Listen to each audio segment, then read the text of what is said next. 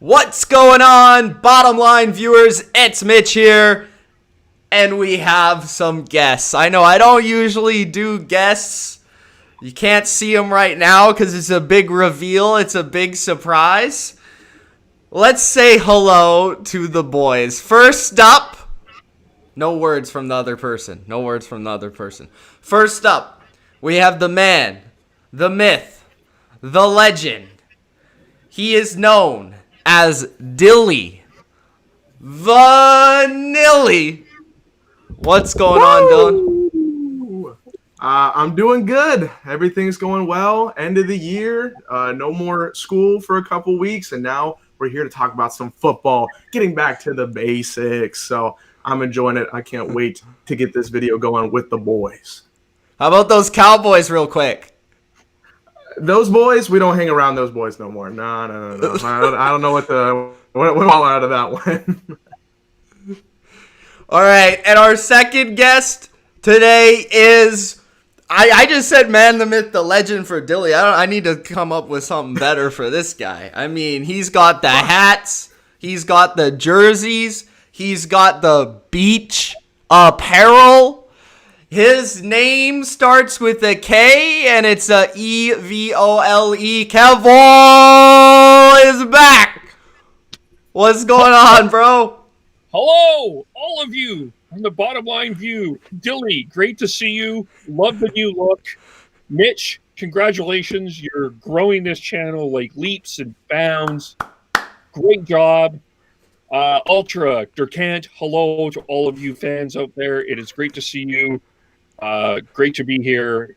Also, my term is over. I'm looking forward to talking some football, and this is exciting. It is exciting. I've been desperate for some Kevole takes. I mean, it's been a long time since we've gotten some Kevole takes on the Bottom Line View. Kevole, you were talking a little bit earlier, just before we do get into the picks, about a Seahawk take you have. Do you want to save that, or do you want to just go right for it right here and set the tone?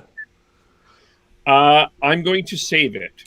And the reason why is it will play into my pick for when we discuss the game against the New York amateur football team. I mean the Jets. Sorry, I'm sorry. Wait.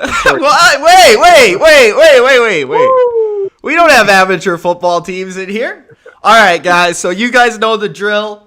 We will do the picks straight up. We will do the picks versus the spread. We will also get to the chat when we get to the chat. Typically nowadays, we just have too many comments in here, so I just get to the comments after the fact. But of course, you guys can respond as you wish when you see them pop up on the screen, which I believe you can see. So before we do get started, make sure you do spike that like button, and don't forget to subscribe to the channel for more Bottom Line View. The return is real. Kevole, Dilly, Vanilly, a 1 week special, and maybe we'll see if they can come on for more. But this is a BLV reunion in week 14. I don't know why we pick week 14, but we pick week 14 nonetheless. All right, guys, so make sure you give that Gronk spike to the like button, and let's get these picks started. So I'm going to introduce every game, and then we're going to get to the take of Kevole, the take of Dilly. And the way I want to do this is kind of like focus on their analysis for each game. I'm going to tee it up for them. They're the guests, and as Dilly drops, hopefully he can come back quickly. But I want to kind of focus the time in the video on them, because you guys know my analysis. So let's just start off with the Thursday nighter, and hopefully Dilly can come back.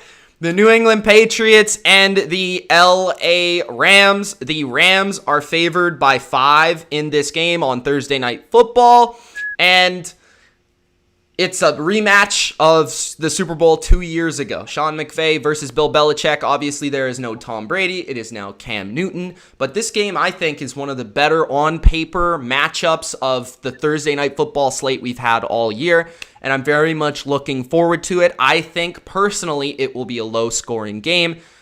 The Patriots defense has been playing better. The Rams defense, I have argued, is the best in football. Kevole, obviously, let's start with you. Let me know what you think about this game. Who do you have winning? And obviously, what do you take in with the spread? Well, to me, this is a very good matchup. A lot better than I think people even thought about 3 or 4 weeks ago, when a lot of people RIP'd the Patriots and said that they were done. Look who's back, risen from the dead. A la The Undertaker. The Patriots have done it again. Bill Belichick has done it again. And they master the December football. They master, and just, where we talk about the passing, but the New England Patriots have found a way to have Cam Newton basically be effective, being 1 for 4 or 2 for 4 for 19 yards last week. It was a little bit better than that, but he didn't have to do a lot. Doesn't have to do a lot. And that, I think, has been great for Cam Newton. The matchup of this is obviously the Patriots, is Stephon Gilmore and that Patriots secondary against probably the best wide receiver duo in the NFL right now, and Robert Woods and Cooper Kupp. I think if you were, my first hot take, I think if you were going to give an MVP to a non-quarterback, a Woods or a Kupp would be a couple that I would consider for sure. I agree with you. I think that this is a low-scoring game. And I'm going to go with the Rams, but I don't think they cover that 5. I think it's a 3-point game. I think I'm very close, but I have the Rams winning. For the record, I think that the Rams are the best team in the NFC West. I'm kind of spoiling something already. But I think a big win for the Rams need to win this game. I think it's a really important game for them to win the NFC West. If they can, I think they're in the driver's seat, and I will expect them to do it. But I do not think that they will cover. I think the Patriots the Patriots will be there. All right, so interesting. Now Dilly is back. He lagged out for a little sec there. So Dilly, basically, I introduced the game, but I said I want to hear from you guys in terms of the analysis for the most part, because we never hear from you guys. You are the guests. So go ahead and give your thoughts on the Thursday Nighter. All right. Sorry, I had to change everything with the screen and whatnot, but it's all good. So we got Rams and Patriots. This is going to be a good one, I think. We haven't had Thursday Night Football in a couple of weeks, which I've been severely missing. I'm like, I want that. And I think we're getting a good one for the return. We got the Rams over here. A surprise team. I think a lot of us didn't have them in the playoffs. We thought they were going to drop off drastically with all their, bad contracts and all the situations. But now they're in a situation to win the toughest division in the league. So props to Sean McVay and props to the team for stepping up. And then the Patriots. We all know about what's going on with, their whole team situation coming into this year. And Cam, they were starting off good, and they had a really rough stretch when it came down to Cam Newton and the COVID situation, and then losing a couple of games in a row. But then the last couple of weeks, they've been turning it on. They knew that they needed to win pretty much every game to get back into the playoff race. And then last week, I have no idea what happened, but they won 45-0. It was absolutely ridiculous. But Rams, Patriots, I think it's a good matchup. I'm going to go with the Rams. I don't think they cover, like Kev said. I think it's going to be 20-17. I think it's going to be close. Usually with Cam Newton, these games aren't very high scoring for them. 45 mostly came on the hands of special teams for them last week and what was going on with Herbert. So I think this game is going to be close. It's going to be highly competitive, but I think the Rams are going to pull it out. They need to keep going forward in this NFC West race, and this is a game where they can prove themselves again. So I'm going with the Rams, 20-17. Guys, I got a quick little rant for this game. All right. Can I just say, every time somebody talks about Cam Newton now, they only refer to the fact that he has 5 passing touchdowns. They disregard the fact that he has 11 rushing touchdowns. Do you understand that? I think the record is I could be wrong. It is Cam's record. It's rather 12 or 14. So he could legitimately pass the record for rushing touchdowns in a season in this game. I get it, but stop just referring to his touchdown number as his touchdown number. Because if you watch the Patriots, man, like, they don't pass the ball. I think they passed it 12 times last week. So that's just a little side rant. You guys can get more of that on the bottom line. You know where to find it. But I am going with the Rams as well. I just feel like I don't know if I can count on the Patriots passing attack in moments in this game, especially I think near the end of the game where I do feel they're going to need to pass the ball to win. I do think the Patriots match up pretty well with the Rams, especially from their defense versus the Rams' offense. Obviously, Belichick, and not just Belichick, but Flores, Joe Judge this season have had kind of the advantage on McVay in their matchups. And I do think the Patriots, whatever they do from a coaching style, it gives McVay issues. But I don't know if I can count on this offense, this passing game, with this lackluster group of weaponry to beat the Rams defense that I have said is the best in the league. So I'm going to go with the Rams to win, and I am with you guys. I think it's going to be close, though.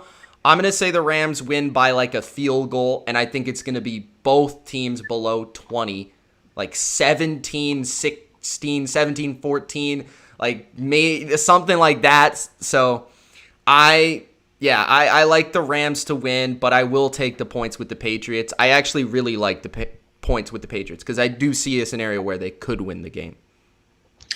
But let me just quickly respond to the Cam comment. It's not that,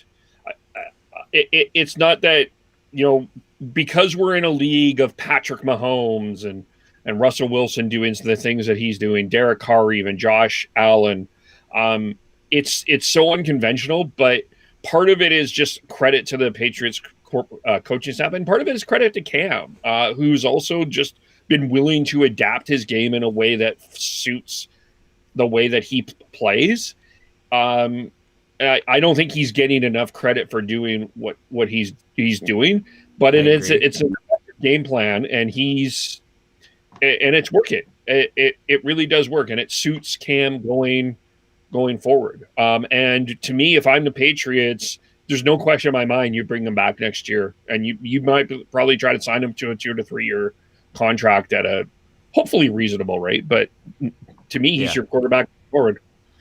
I don't think if the Patriots are going to get him back or bring him back, I don't think it's going to be for anything extensive or anything big money wise. 30 million, not even close. I think it will be around 20 million, which is like low end starter money, which I think at least he's worth. Like the way I look at Cam, I don't know how Dilly feels. Maybe this is the answer for Dilly, but I kind of think that Cam is somewhere around the top 15 to top 20 quarterbacks in the league. And I think it would look a lot better if he actually had any receivers or tight ends to throw to. Dilly, how do you feel about that? Yeah, I agree. I would probably put him right around that 15 to 20 range. They're like you said, their weapons are just as bad as it's been the last couple of years. They don't really have anybody, especially with Edelman hurt. So it's rough. I would keep him for like a 2 year, 20 million, something like that. I think it'd be worth it. You could be the Eagles and have to spend $59 million on a potential start. We'll get to that one. We will get to that contract in a minute. All right, so the next game, Carson Wentz is coming up soon. We have the Arizona Cardinals and the New York G-Men. Cardinals are favored by, I believe, 1 or 1.5 points, maybe 2, depending on where you can get it there. This game's really interesting to me because I feel like there is, including myself, some overreaction to the Cardinals losing the last couple of weeks, but I think there's some overreaction to the Giants winning versus the Seahawks. I do think, just strictly on paper, the Cardinals they've been the better team this year. I don't think they're a playoff team quite because I just think they're too inconsistent. And there are things there where I feel, like I said before the season, they're more sexy over substance. But this game is kind of interesting because you have sexy over substance versus just substance and no sexiness. But Daniel Jones should be back in the game, which is definitely key because he's the best quarterback in the division. It's kind of weird to say, but he is. And let's get to the guy that knows the division best first. Give us our first pick. All right, well, first off, this division sucks. All right, everybody knows that, but still. This is going to be an interesting game. I was watching the Giants and the Seahawks, and I was very confused. I was like, Kev, what is going on? I know he's going to have a lot to say about the Seahawks end of that a little bit later on, teaser. But in this game, I'm going to go with the Cardinals. I feel like the Giants are getting picked because they're the hot hand right now, and people think, oh, they've won 4 in a row. They should get this win here. If they can beat the Seahawks, why don't you think they can beat the Cardinals, who have lost 3 in a row? I just think the Cardinals have hit kind of a rough patch. I think Cliff Kingsbury is going a little bit too out of this world with these play selections, these play calls, and they just haven't been able to execute. But I think they're very close to executing. I just think they need to polish everything together and get it going because they've lost their playoff spot. The Vikings right now have that playoff spot as the number 7 seed, which the Cardinals originally had. And for the longest time, they had near the top of the NFC. So I think they need to come back and get this win. And I'm even going to take the Cardinal spread here. I'm going to go – I think they're going to win by 3. I think this is going to be a 27-24 game. I think the Giants will play decently well. I think they can, do some stuff. They've had good games the last couple of weeks. But I think the hot train, will stop here, and the Cardinals will pick up a victory, which they need to get some momentum trying to head into the playoffs. All right, Kevole. Dilly, do you realize that Mr. could be in the playoffs? That's so sad to hear. Could not be in the playoffs. That is amazing to me that Jason Garrett could be in the playoffs. And that's a guy actually that I don't think is getting enough credit for what's happening with the Giants. Mitch, you talked about the Joe Judge being coach of the year, and I think he's on my list. I absolutely do, considering the fact that they lost Saquon Barkley. Yes, this division is awful, but they have they won a game with Colt McCoy. We'll talk about the other Texas legend. Let's go. I don't know. I think that whatever Joe Judge has put in the Kool-Aid, this Giants team is buying into it. He is not like one of the things that I noticed with the Giants last week, to their credit, he is not accepting mediocrity anymore. He is like, screw you if you get a play wrong. I'm like, he has got some fire and passion, and I think the players are behind him. And I don't think Kyler is as good as people want to say that he is. I think, yes, Kyler Murray and DeAndre Hopkins is a very exciting, if you're a fantasy watcher, that's great. But I don't think the Arizona Cardinals are that complete of a team. I think defensively they struggle. I think, Larry's a goat. So I'm taking the Giants here. Actually, I'm taking them straight up to win. I think it'll be a close game, but I think even Daniel Jones, he's not been, like we already said, he's the best quarterback here. He's finding ways to get things done. I think the Giants right now are a better team, and maybe I'm calling for the streak a little bit, but I think Joe Judge has this team on the right track, and I think Cliff Kingsbury does not. So I'm going to take the Giants. Interesting, Kevole. So the way I look at it is I feel kind of similar to Kev. I'm going to add a little bit more onto it. So Judge, it does help, I'll say, that he's already had tape of Belichick and Flores playing and Patricia playing and beating Kyler, I believe. I think all of them did. I could be wrong there. Yes, they did. Yes, they did. That helps. When I look at the schematic or matchups on the table, I think the Giants actually match up fairly well with the Cardinals, especially considering if Daniel Jones plays. I think they'll be able to pass the ball pretty well. Of course, Daniel Jones can also offer something with his legs, which people don't really like to talk about much. but they will with Kyler. I know Kyler's a different animal, but Daniel Jones is pretty good too running the football. And they have receivers to make plays on a secondary that's average.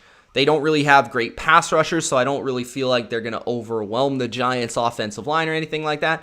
On the flip side, their defense, the Giants' defense, very solid. They just played Russell Wilson as well last week, who's the better version of Kyler Murray. So that helps them. And James Bradbury has been one of the better corners in the league. He can take on Hopkins, maybe not win, but at least slow him down. So when you look at kind of the matchups on the table, I do think, like Kev said, the Giants have been playing better. The only reason I would really go with the Cardinals is because I'm a little afraid of the Daniel Jones injury and how he'll come back from that. And I'm also a little worried about, okay, are the Cardinals, they just had a couple bad games, but they're going to be able to bounce back. But, I mean, those reasons aren't good enough for me to sit here and look at this game and say that I think the Cardinals should win. So, you know what? I mean, plus the travel and everything there, I'm going to go with the Giants. And hopefully nobody gets hurt in this game because MetLife has been absolutely atrocious from a field perspective, and multiple players have been hurt on that field this year. Who knows? That could also have an effect on a guy like Kyler Murray in terms of not getting hurt, but like the turf and planting and going and all that sort of stuff. So I'm going to go with the Giants to win. I just feel like they are the better coach team. They're playing the better football right now, and I think they are playing with more confidence right now. So I'm going to go with the Giants. Any rebuttal to that? Giants. They can, whatever. It is what it is. Yeah, the NFC East guy over here.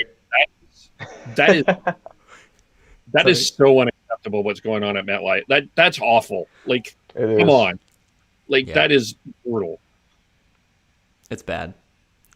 All right. So the next game is the Dallas Cowboys. Oh. Baby. The Dallas Cowboys. I'm just going to leave Dylan on the screen. Yeah. Dallas, Cincinnati, the Andy Dalton revenge game, baby. Yes. The Dallas Cowboys are favored by 3.5 points. Dilly, break it down. Let us know how you feel about the Cowboys and this game. Bro, this team fucking sucks. They are the worst team I have ever been witness to. Okay, so like me and my buddy, we're roommates now at Texas Tech. And like the thing was, when we watched games at home in McKinney, we would never win.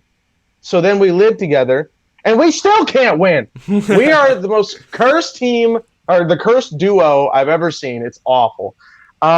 That said, let's get into this game. The Cowboys, I feel like we're just trying to get this pick at this point, which is fine. I want us to tank more than I want us to win, because even if we get into the playoffs by a miracle, we ain't beating nobody. Just like this division ain't beating nobody. So I'll take the fact that we're they ain't gonna win against nobody. No Washington football team is. Washington, that's a different story. They got a good line. Anyways, this Cowboys team ain't beating nobody. They played on Tuesday night, and I was like, you know what? I'm not even gonna watch the game because it's not entertaining. It's not gonna be helping me in any way, shape, and form. And it didn't. They lost 34-17, and they looked depressed as hell at the end of the game. That being said, Andy Dalton revenge game, probably the only reason anybody should even attempt to watch this football game in any capacity, because the Bengals don't have anybody on their team either because of Joe Burrow, and Mixon's still out. So there's nothing there for anybody to want to watch this game whatsoever besides the Andy Dalton revenge game. The question is, who wants to tank a little bit harder in this game? Because the Bengals have, I believe, the number 3 pick, and the Cowboys have the number 4 pick. And if the Cowboys win, it kind of bumps them up maybe 2 or 3 spots in this draft. So I honestly think the Cowboys are going to win, even though most weeks, like I know I usually pick the Cowboys if I was on the channel, but like in most weeks this season, I would not pick the Cowboys. But because it's the Bengals and they have even less people, I think the Cowboys are going to win. And the spread is 3.5. Yeah, I'll take that spread. I think the Cowboys will probably win this game like 21-14. It's going to be an ugly game, an ugly, ugly game. Do not watch it, even if you're in the area, because I am in the area. I have to. I'm forced to watch this game at noon. But yeah, this is just awful. He's forced to watch this game. Did you hear that? Forced. Like handcuffed to the Handcuffed. the television and forced to watch. I want to watch more Burst. I don't want to watch these freaking guys. Burst! Hey, what about Zeke's Burst? Oh, what about it? It's non-existent. Or his hands, I guess. He's got like 5 fumbles. God, I could go on and on, but I really just don't want to because all the energy will be wasted. Look, let me say this. Mike McCarthy is one of the most overrated coaches in the history of the NFL. I think that this year, than anything else, like this Dallas Cowboy team came into the year with a bunch of talent. Even give Jerry Jones some credit. You found a backup in Andy Dalton. Is the talent overrated though?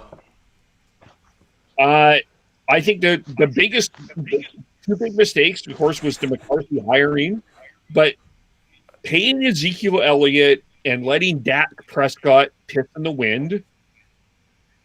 Dak Prescott. You see his hat? Yeah. Yeah. Hey, this is when we were winning. All right, McCarthy was a winner back in these days. All right, Super Bowl 45 in AT&T Stadium. What happened to the good McCarthy days? I'm begging him, please, give us something. All right, continue. But there's, they were set up to be a pretty competitive team. I don't think that anybody had any reason to think that this would happen. Even Dak goes down. They don't pay Dak. They're in big trouble trying to figure out what the hell to do with Dak. They paid Ezekiel Elliott, and that just turned out to be a disaster. That being said, I think the Cowboys quit on McCarthy. I don't think that they're in any way, shape, or form. And their defense is awful. So bad. It can't set an edge. I think Kevole could set a better edge than the Dallas Cowboys defense. Yeah, absolutely. I'm quite confident in that. I think that Dallas just has more talent, though. If Mixon was playing, I would probably pick the Bengals outright. But I'm going to take Dallas. I think the Bengals will cover. I just don't think that the Cowboys team is that interested in playing for McCarthy anymore. But I don't I think it's going to be interesting to see what happens with Zach Taylor next year. The Bengals, to me, they're in a very interesting spot. You got your franchise quarterback. Yes, he's hurt, but you're in a pace where a lot of teams are going to want to take a franchise quarterback. So I think the Bengals have an opportunity to build around him properly. But I think I'll take the Dallas. Yeah, as I said, I'll take Dallas to win, but I think that the Bengals will cover. All right. For me, I know the Cowboys too well. Dilly's not going to admit it. They're not going to lose this game on purpose. That was the funniest thing you said all video, Dilly. That's not going to happen. Are you kidding me? This is a guaranteed Dallas Cowboy win. Lock it up. That's the worst thing that could happen. Throw it in the damn pile of useless victories the Cowboys have had over the years. I have been a Cowboys fan since probably I was 5 years old, and I have never wanted us to lose a game we should win more in our entire history. We do not need to win this game. But the problem is we probably will. It sucks. Yeah, I mean, 3.5. That's tough, though. I mean, 3.5 is definitely kind of that hook. 3.5, that half point definitely could come into play here in this game. Mm-hmm. But nah, Cowboys. I'm going Cowboys. The Bengals are horrendous. Horrible. They're worse. One stat no one talked about last week. Greg Zuerlein was 1 for 4 in Baltimore. 1 for 4. Look. Okay, first of all, we don't need to add more problems to this team. Okay, and second, everybody has a bad game. All right, well, he'll be fine. We'll be good. Oh, yeah, sorry. No, we won't be good. Greg the Leg will be good. Okay, Greg the Leg. He'll be fine. I know that's a bad stat, but he'll be fine. Yeah, he was bad last week, but I don't think you can count on that. Yeah, I'm going with the Cowboys. I'm going to take them straight up. No, nothing else needed on this game. I mean, forget it. Next, we have the Houston Texans at the Chicago Bears. I think this line is 1.5 now. It could be 1, but it was actually even, I believe, at the start of the week. And a lot of people are looking at this game, I think, and basically saying, it's Deshaun Watson versus Mitchell Trubisky. And yes, it has some history there, but I think most of the people are just picking this game based on the quarterback position, which I don't fault you for, because if you've watched Deshaun Watson recently, he has been the second best quarterback in the NFL since like halfway through the season. Other than Mahomes, I mean, the guy is incredible at basically he's gotten better. Everything he used to do, he does it better now. Extending plays, accuracy has been better, which I always thought was kind of like his weakness. Consistent accuracy. His arm is strong, obviously. He's running, he's passing, he's spreading the ball around. He's not just throwing it up to DeAndre Hopkins all the time. And Will Fuller's gone, and he's still beating teams and being competitive at the very least versus the Colts, which they could have won that game if the center didn't snap it at his feet. So the Bears, on the other hand, lost to a one-man team, the Detroit Lions, and gave up 400 yards to Matthew Stafford with, what's his name? Jamal Agnew as the wide receiver. So I like how we have to think about it. I think the Houston Texans are going to win. They could easily lose because they're not a good football team, but I'm just simply going to go with Deshaun Watson is the best player on the field, and Deshaun Watson is going to win the game. I also look at it as the Bears, they might score in this game, actually, but the defense has not been playing as well recently, which is kind of how they were sticking in games and winning games early in the season. So that has me concerned. What do you guys think? Kevole? Yeah, I'm going to go with Houston here. I'm not saying that they're a great team. Deshaun Watson has been outstanding with considering all the hell that he's been around, the O'Brien disaster, trading DeAndre Hopkins, losing Will Fuller. All that is one part, but good God, Matt Nagy, good God, you need to leave. I'm sorry. I know he got this wizardry reputation from Andy Reid, and everyone thought, wow, it was great, but this just isn't. This offense is. How can you be this brutal of an offense when defense is terrible? I have no idea. How do you blow a 10-point lead to Detroit Lions and Daryl Devil with 5 minutes to go? I think the defense is absolutely frustrated with what's going on. I think that's part of the problem there. I think the Texans are actually going to blow out the Bears. I don't think that this game's close at all. I'm not a fantasy expert, but I would be starting Watson in this game if I have him. Watson's a start every game, but I would be like, this is a good Watson game. I kind of do see where you're coming from, though, in terms of it could be a blow. Like, Bears just lost a 10-point lead to the Lions. To Matthew Stafford. Only. Yes. I don't think anyone else plays on the team. Yeah, I really don't. I think it's just Stafford's throwing it to himself at this point. I think it's 38-year-old Adrian Peterson. Hey, that's still a legend. All right, no doubt about it. So for me, I could say the lock of the week is the Jets game, right? Because who's going to pick the Jets? Okay, but that's not fair. That's not fair to pick a lock of the week for the Jets because I could do that every week. So the Jets should have won last week, freaking idiot.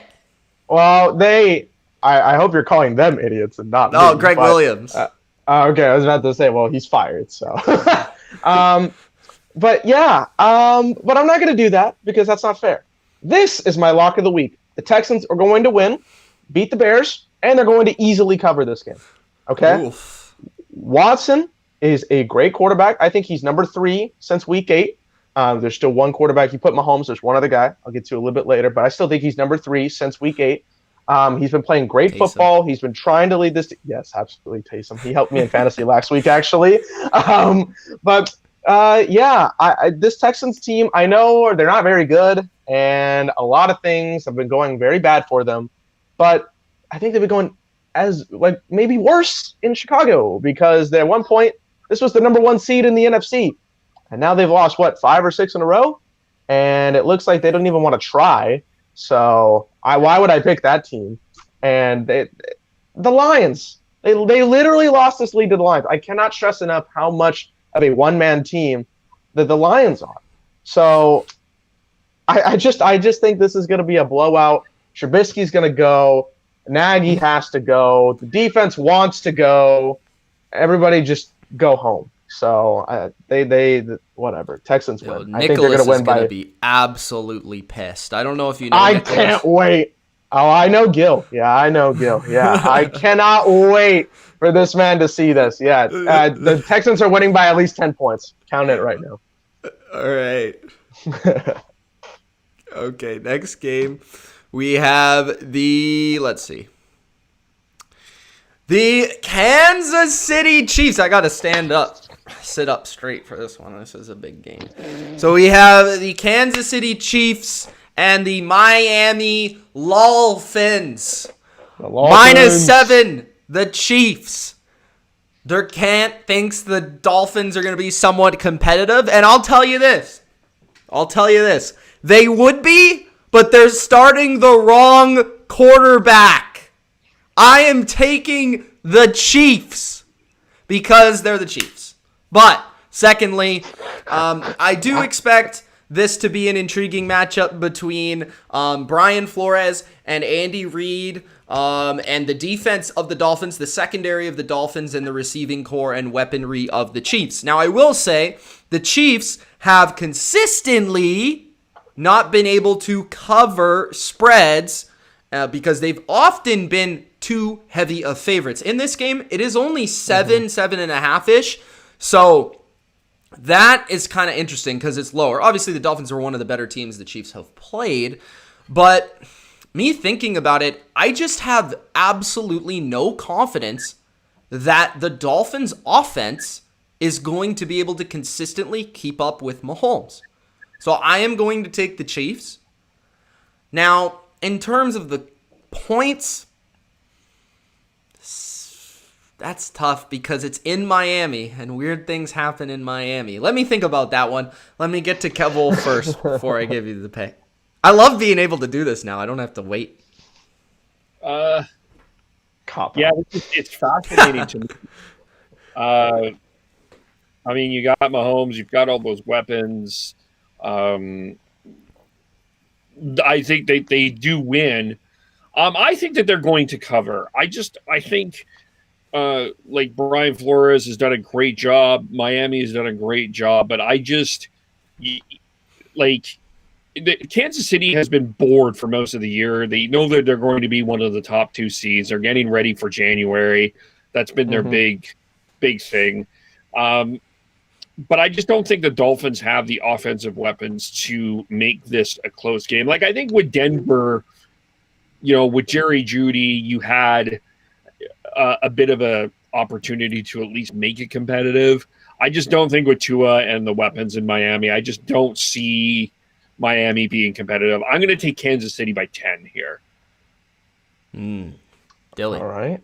Fair enough. Well, I have some illustrations here for you. Okay. So on one hand, we have Fitzmagic. Okay. He's the guy that should be your quarterback 100% of the time. Do not worry about Tua. Okay. Because this man is a legend, right? Dilly's going with his beard brother. Yes. This is where I got my inspiration from. I was actually Fitzmagic for Halloween, everybody. And then you have Mahomes, okay? The golden boy himself. Am I getting it? There we go. The golden boy himself. He went to my university. I'm not saying anything. But regardless, these two teams are very different in their philosophies and their ways of thinking. And I think the Dolphins defense has really kept them in a lot of games because Tua, he's just not ready yet. Like, I think Tua is going to be a good quarterback. I do like Tua, but right now he's learning this offense very slowly, and he's not being very explosive here. And then with Mahomes, that's all he is explosive. He'll go throw the ball no matter what to any single person that has the red uniform on. It doesn't matter who it is. He'll throw it to anybody.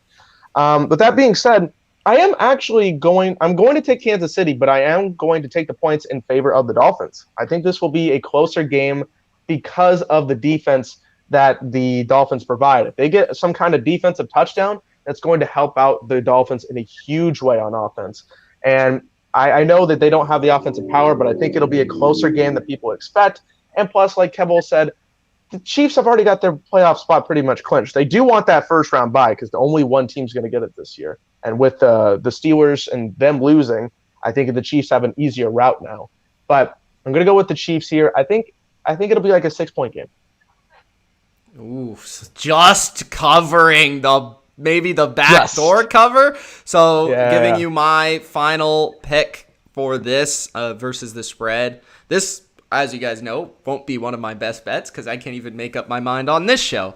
But I do agree with Dylan. I'm going to take the Dolphins plus the points. It's kind of initially where I was leaning. And because the Chiefs have kind of made me a non-believer in terms of them just blowing teams out. Like, consistently, they've played down to their competition. And on paper, maybe the Chiefs blow the Dolphins out, but it just feels like when they hit the field, maybe they have a great second quarter, first quarter, third quarter.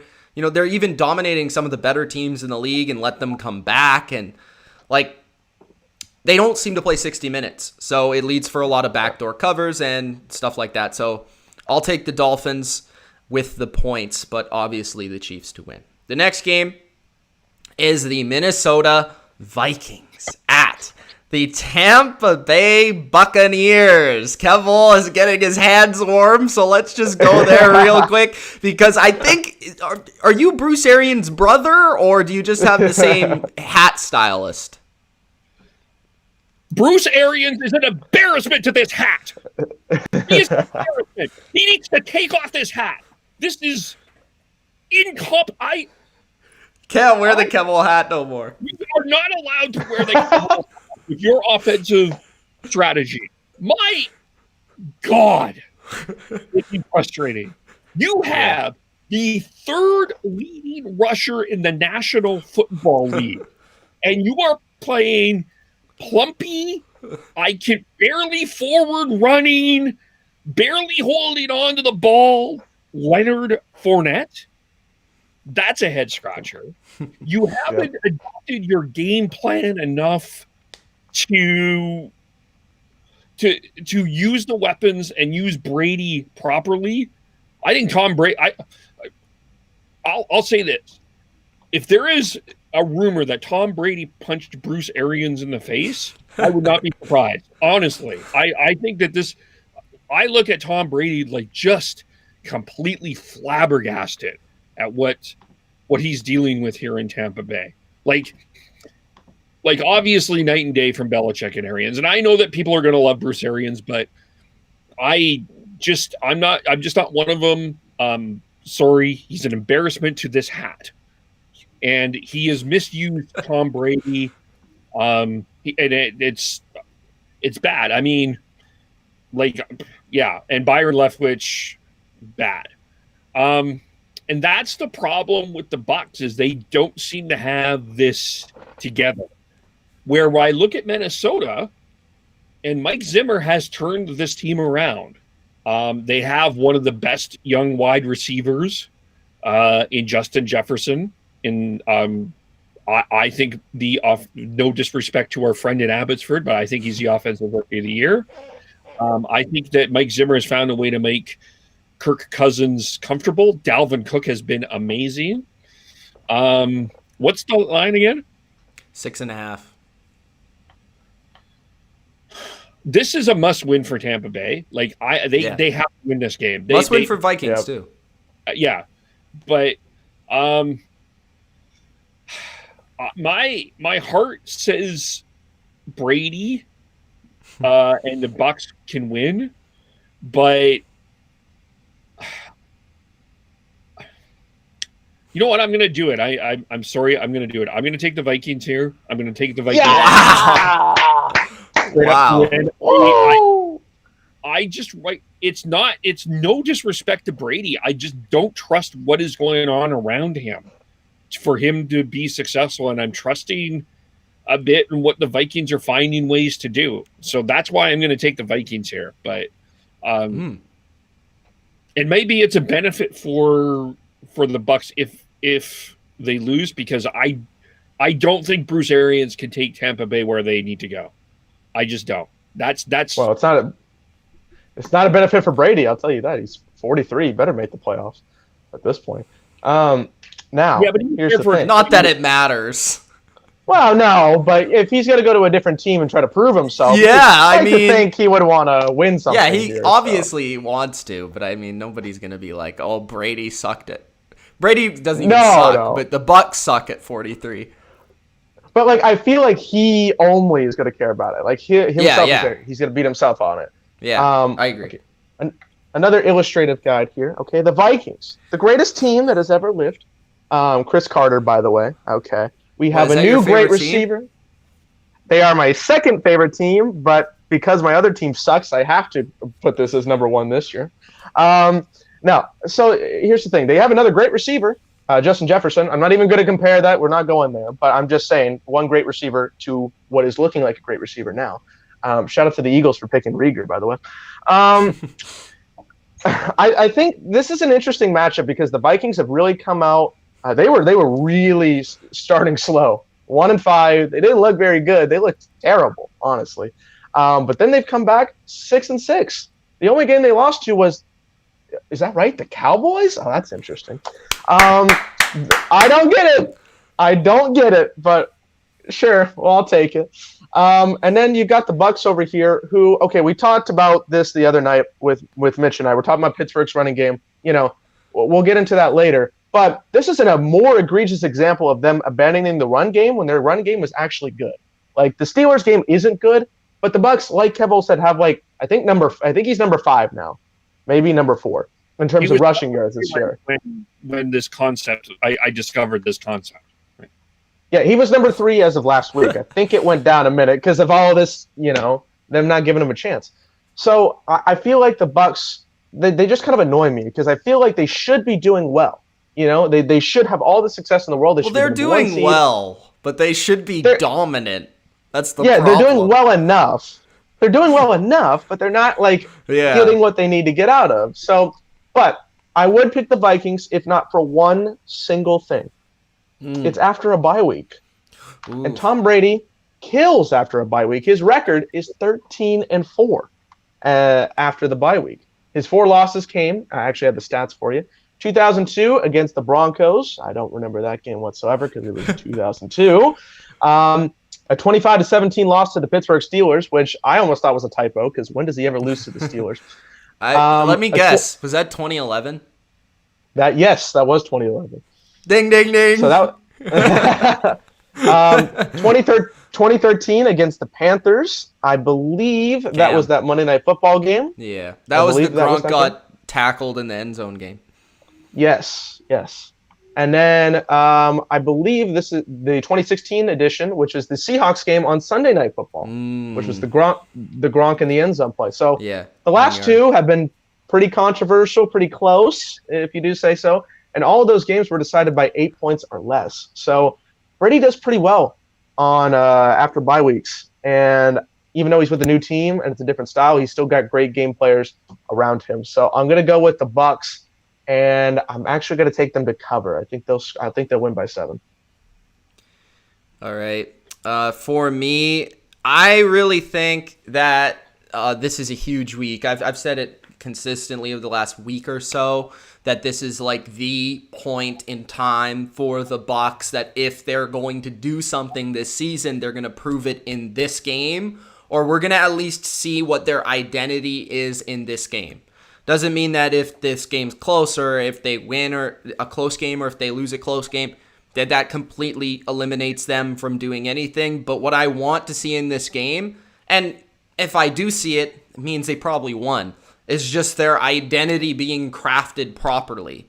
And that is something that I think the Bucs have struggled with more than anything, is actually finding out what they are on sometimes both sides of the ball. They have struggled to find what are we on offense and on defense, despite being kind of good on both sides of the ball, especially defense for the most part. But when we look at this game, I just think the Bucs, they don't concern me when they play an average team. And I would say that the Vikings are an average team because I look at the Bucs as maybe, and I would say throughout the entirety of their roster, they are the most talented roster in the NFL. So when they play average teams, it doesn't matter because their talent is too good for the coaching to mess it up. So they play the Vikings here, and when you look at what the Vikings do, they run the ball, which the Bucs have the best run defense in the NFL. On defense, they can't really cover anyone, and they don't really have a pass rush. And every game that the Bucs have lost have been to a top 5 defensive line. The Rams, the Saints twice, the Bears, right? So those are the games that they lost, and all of them had great pass rushers and great pass rushes. Now, I think the Bucs will get back on track in this game, but I am skeptical to see, okay, what exactly are they doing? Like Kevole said, or like Dilly said, are they running the ball more? Are they using play action? Are they going to 2 tight end sets and it's run to Ronald Jones and then it's play action deep shot? Or is it shotgun spread and is it Antonio Brown and Chris Godwin underneath? Like, what is their identity there on offense? Defensively, I don't think they'll have much of a problem. I think they would have a problem if the Vikings actually wanted to be a passing team, but they are not. And the problem with the Vikings is when they do pass the ball and they get behind, they don't have an offensive line to protect Cousins, and you know that that's not going to help when you play Shaq Barrett and JPP and Ndamukong Suh. So just the way that this game should unfold, I think the Bucs get up probably like 10 points, and then the pass rush starts to unleash. Cousins gets hit, sacked, turns the ball over. I think the Bucs will win like 31-20, maybe some garbage time stuff there, but I do expect the Bucs to win and to cover the game. And like I said, I'll see some things that might take place, but others it might just be because they're playing a team that perfectly plays into what they want to do. So yeah, now to answer kind of like what you guys said earlier in terms of run game, and is that kind of like what you're thinking should be their identity, or? I think they should. They've got a great running back. I mean, you give them the opportunities, because the thing is like the Steelers just don't have that run game. But with the Bucs, they abandon it very quickly. If they don't get it on the first 2 drives, they almost go away from it immediately. So I wish they would incorporate more runs, honestly.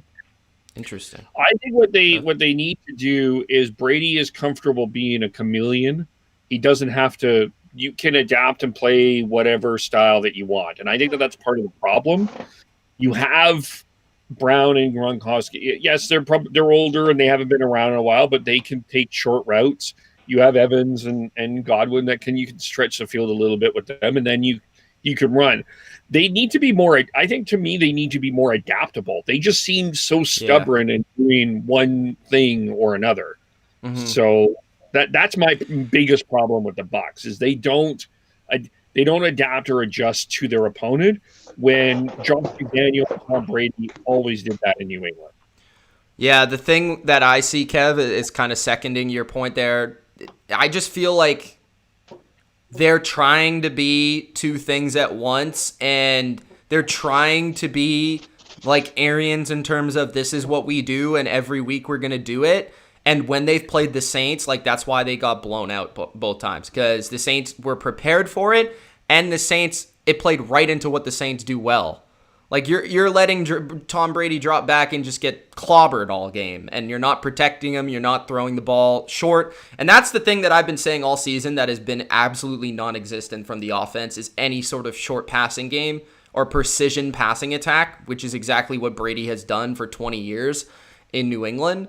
I also do like their approach of under center football and play action with the 2 tight ends because it's a very different look for a lot of teams that don't usually see that type of thing, like power football, run it with Ronald Jones, play action, Mike Evans over the top or whatever. Like, mix that with a little precision. I just don't think there's any sort of precision in the offense. It's all make everything difficult. Everything's downfield, and it's the window for error is just so small in the offense. So I've talked about this many times, but I just feel like that's what we need to see moving forward. But we all think Kevole is going with the Vikings. Myself and Dilly are going with the Bucs. We think they'll get back on track. Kevole is going to say, we'll see it. We're going to see it, I'll believe it. Yeah.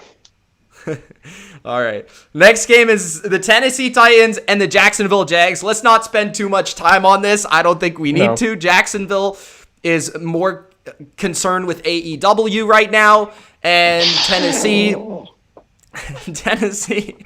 was that sound? It was a good reference. I enjoyed that. Was it a cat? It was a growl, maybe. I don't know. It was some kind of snort. Yeah. So simply, Titans just got blown out versus the Browns, and in a game where I didn't think they would be blown out. I thought it would at least be close if the Browns were to win. I know that it ended up being close, but that's not. I know the score doesn't always indicate the game. Okay, what is it? The 34-3 or some crap like that. So. Yeah.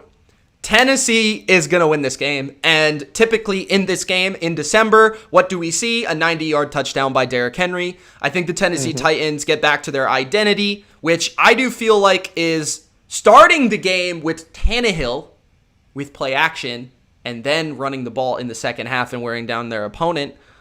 And then defensively, hopefully they can figure out something. I mean, jeez, like their defense is so bad at this point. They need to figure it out if they want to be a contender in the AFC. But the Titans should easily beat Jacksonville in this game. I'm sorry, Jacksonville fans, if we have any of you out there. It shouldn't be a contest. The Titans should easily win this game and cover. Well, I would like to point out the Jags have been playing like I know. Football. I don't get it. It makes no sense whatsoever. They love to keep the games really close. Like Vikings, they went into overtime. They kept it close with the Packers. They've kept it pretty decently close. That being said, the Titans are pissed. They need a win more than anything. This is not going to indicate whether they're going to beat the best teams in the AFC, because we're talking about the 1-11 Jaguars here. But at the same time, they're going to vent all their frustrations about last week and go out there and destroy them, put it down their throat. It's going to be 34-17, easy cover for me. And Derrick Henry will go for at least 150 rushing yards. Woo! Who is this guy over here? Yeah, this guy. Oh, my goodness. Kenny Omega, the new AEW champion that goes Impact and all these other places. And I have a plan, and it's a plan. It's all this. Listen, Tennessee, you have to win by a lot. A lot. You need to make a statement in this game. You will make a statement. All I will have to say is good night, good day, and adieu. I did like this A&W reference. For the 3 people that got that out there, I hope you enjoyed it. That is Kevole. All right. Next, we have the Indianapolis Colts at the Las Vegas Raiders. Colts -3 in this football game. Raiders, they barely beat, and I would say not just barely, but they luckily beat the Jets. If it weren't for idiocy, if that's a word, right? If it wasn't for that, it would have been an L.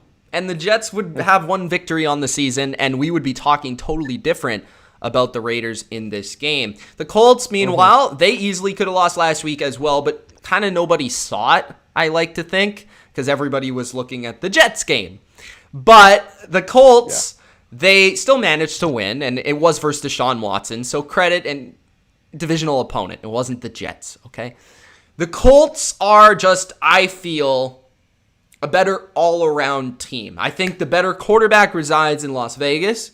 I think the coaches are about even. And I do feel that the offense of the Raiders is better. They should have Trent Brown and Josh Jacobs back. But I look at the Colts defense, and the Colts defense isn't phenomenal, and I know I say defense doesn't exist, but the Raiders literally do not have a defense, and the Colts like kind of have one that plays on the field. So when you look at the Colts, their front seven, I just feel like the speed of it, the ability of it to slow down the rushing attack of the Raiders and being able to play and tackle in space versus, all the short passing game of Derek Carr and Darren Waller. They have the linebackers to be able to defend them, I feel. And I don't think the Raiders are actually going to be able to stop the Colts. I know that's kind of a weird thing to say because the Colts offense isn't like this elaborate, fantastic offense. No. But Phillip Rivers versus bad defenses has been very good. He can still throw with precision and accuracy and timing. And obviously Frank Reich always has a good game plan. So I'm going to take the Colts, and I will also take them to cover. This could be a bounce back spot for the Raiders, though. What do you guys think? I would like to, first off... How many hats this guy has? What is this? Hey, you can tell these are all How many old, though, teams is he a fan of? Look. Hold on. First off, these are Reebok. Okay, so these are at least 10 years old. Okay, nobody has Reebok anymore from the NFL. And second, these are all from other people that gave me hats. So we're just going to allow it. Okay, but it's the gimmick. It's the gimmick. Okay, don't mess with the gimmick. Gimmick infringement. Okay. Okay. The Colts and the Raiders. I don't know what to think of this game because the Raiders, honestly, are one of the more frustrating teams to watch week by week. One week, I'm like, yes, get on the train, knock on wood. If you're with me, I'm here for it. And then the next moment, they get destroyed by the Falcons. They almost lose to the Jets. What is going on, okay?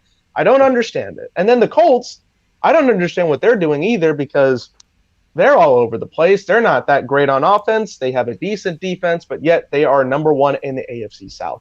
So I don't really know what to think about either of these teams, especially going into the playoffs. I don't even know if the Raiders are going to make the playoffs. And based on this decision, it kind of seems like they might be falling out because I've got the Colts taking the dub today, or I guess on Sunday. And I will take that 3 as well. I think it'll be a close game between 4 and 7 points, so either 24-20 or 27-20, something to that degree. But at the end of the day, I think the Colts will pick up the dub. And Felipe Rivers, having his bounce back year, doing a fine job. I think he'll pick up another dub. I can't wait to see that new Raider Stadium with fans in it. I think it's just going to look electric and it's going to look great. However, right now they are two, and I know that it doesn't matter in some ways because there's no fans. They are 2-3 at home, and the Colts are 4-2 on the road. I think what's interesting is just watch out for Darren Waller. That will be interesting. That concerns me a little bit, but I just think I agree with you guys. I think the Colts are just the more complete team at this particular point in time. And I would expect them to win and cover. I wouldn't be surprised if the Raiders got off to a fast start after what almost happened last week. But I think long term in this game, I think the Colts have the staying power to stay ahead and cover. All right. Yeah. When you look at it, the Raiders kind of had a similar season last year. People forget about it, but they started off pretty well. People were getting a little hyped about them, and then they kind of fell off at the end of the season, if I do believe that to be correct. I just feel like this team is exactly what I thought they were going to be. Like they're like a really solid offense with great coaching on offense. They got a good quarterback, but not a great quarterback. Their defense, sometimes they have decent splash plays, but they're nothing special at all. Like, they are probably one of the teams that I absolutely nailed down. Like, they are exactly... Maybe they're a little bit better than I thought, maybe, but I just feel like it's going to even out by the end of the year. They're like an 8-8, 9-7 team, and the Colts are the exact same thing that everybody thought they would be. Like, everybody, not just me. Like, the Colts, everybody had them winning the division or, like, as a wild card team at, like, 10-6. They weren't going to be anything special, but they got stability at quarterback. They got good coaching. They got a solid defense. Like, everything has come together for both of these teams that we expected. It's kind of weird, especially considering it's 2020 with this weird offseason we had. But yeah, it's the case. It's the we saw it coming both this week between the Colts and the Raiders. Is this the game that we did there? Yeah. So we all have the Colts winning. Interesting. I do think there could be a possibility where the Raiders kind of surprise us, but we'll see. The Jets and the Seahawks. I'm going to waste absolutely no time. I don't care what the spread is. Go ahead, Kevole. Okay, you have the ability to share screen here because I want to make sure that people that I am not positive. Okay, I can share my screen. Okay, I have it here. I think I can do it. Okay. Ladies and gentlemen, you're looking at this. I have typed this. So I am not stuttering. You have understood what I have about to say here. Yes. Russell Wilson is the most overrated quarterback in the National Football League. And I'm saying that not because I don't think that he's in the top 5 or 10. I just think that people have him at this pedestal that he can win all of the things and that the game can be in his hands. And it's true in a lot of ways. There's a lot of truth to that.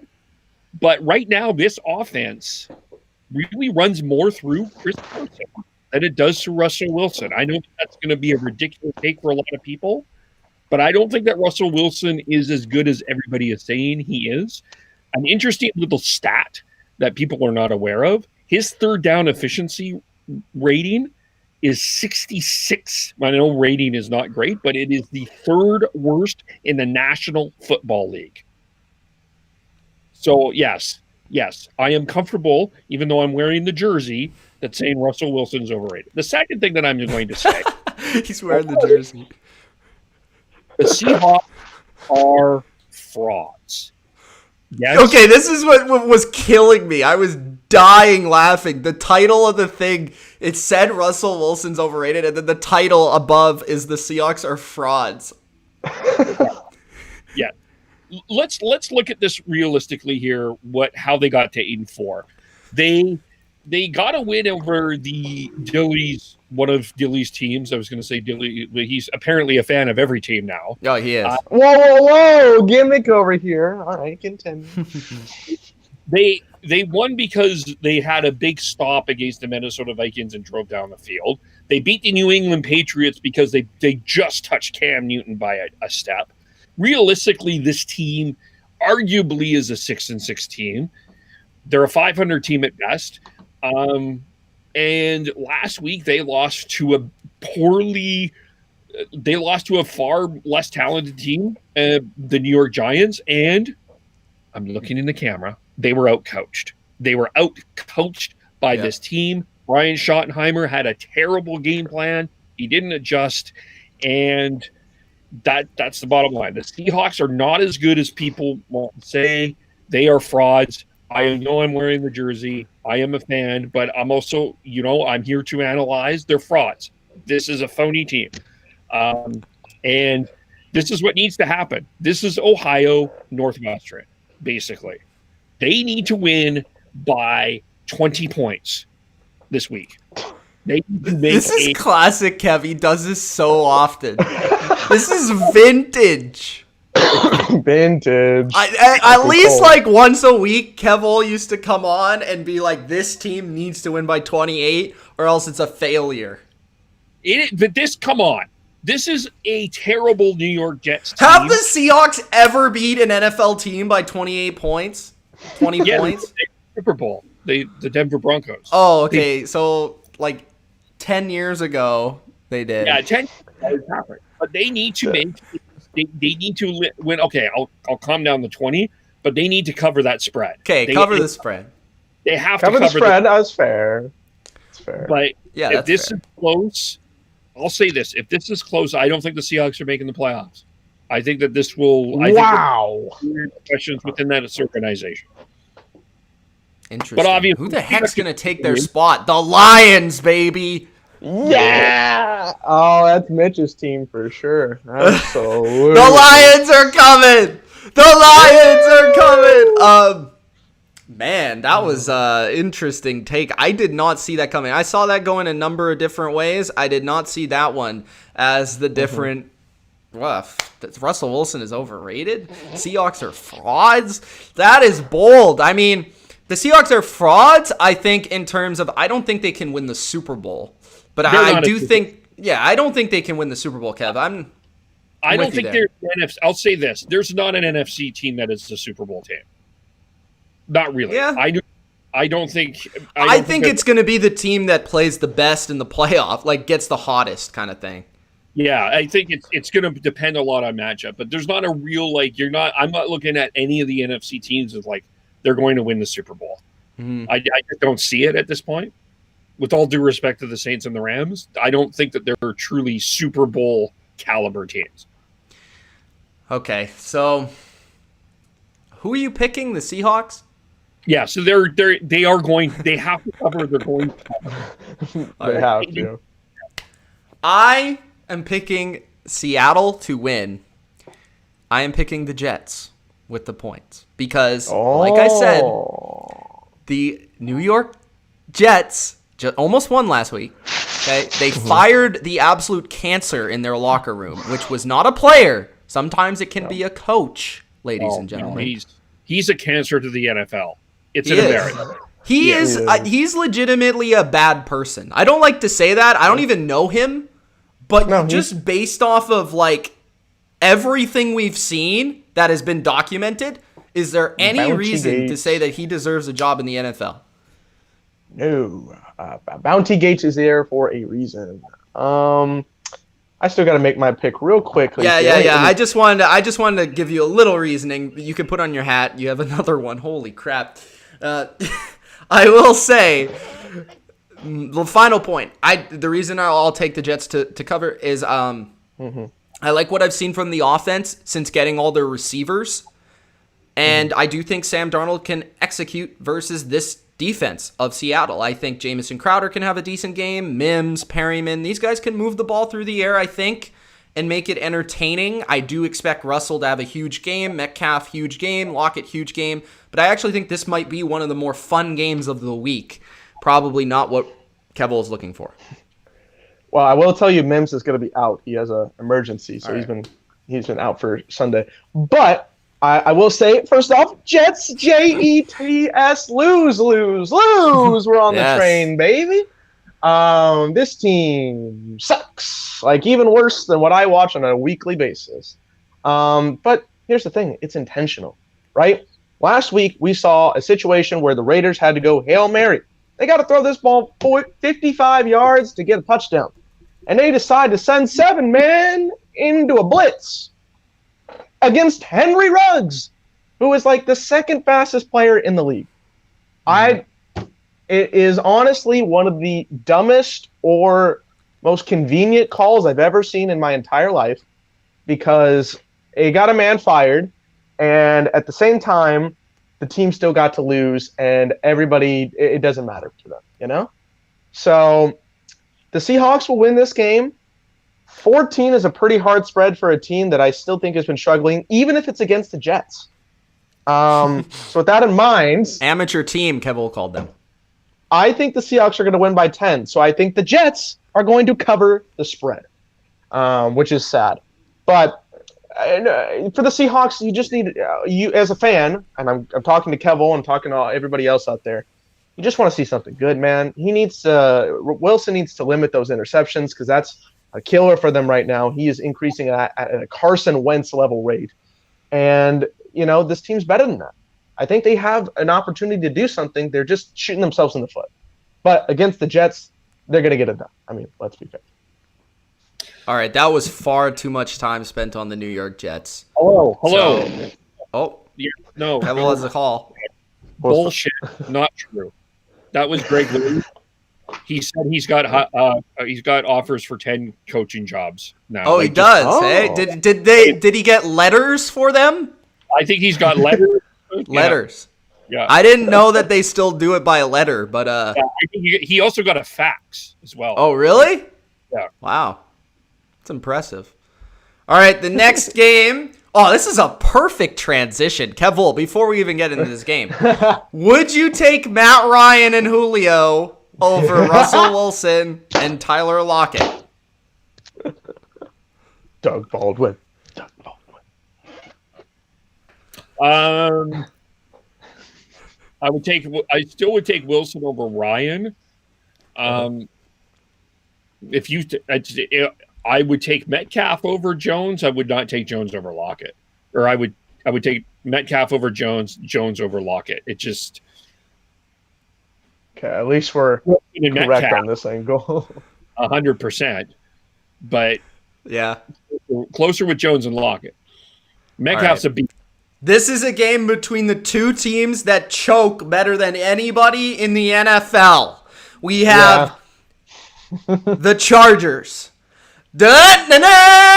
Chargers taking on the Atlanta Falcons. The Atlanta Falcons it got Taysomed 2 times this season. The Chargers got ran the F over 45-0. They do not know how many players actually belong on the field on special teams.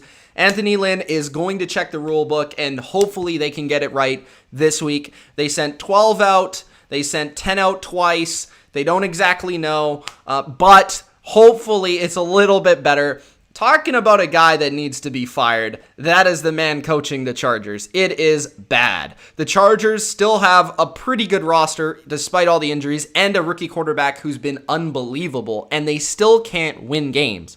So it's bad. It's bad. And you got absolutely outcoached last week, 45-0. Now, when I look at this game, yeah, I know that Atlanta fired their coach, but they actually have the better coach in this game. That's kind of weird to say.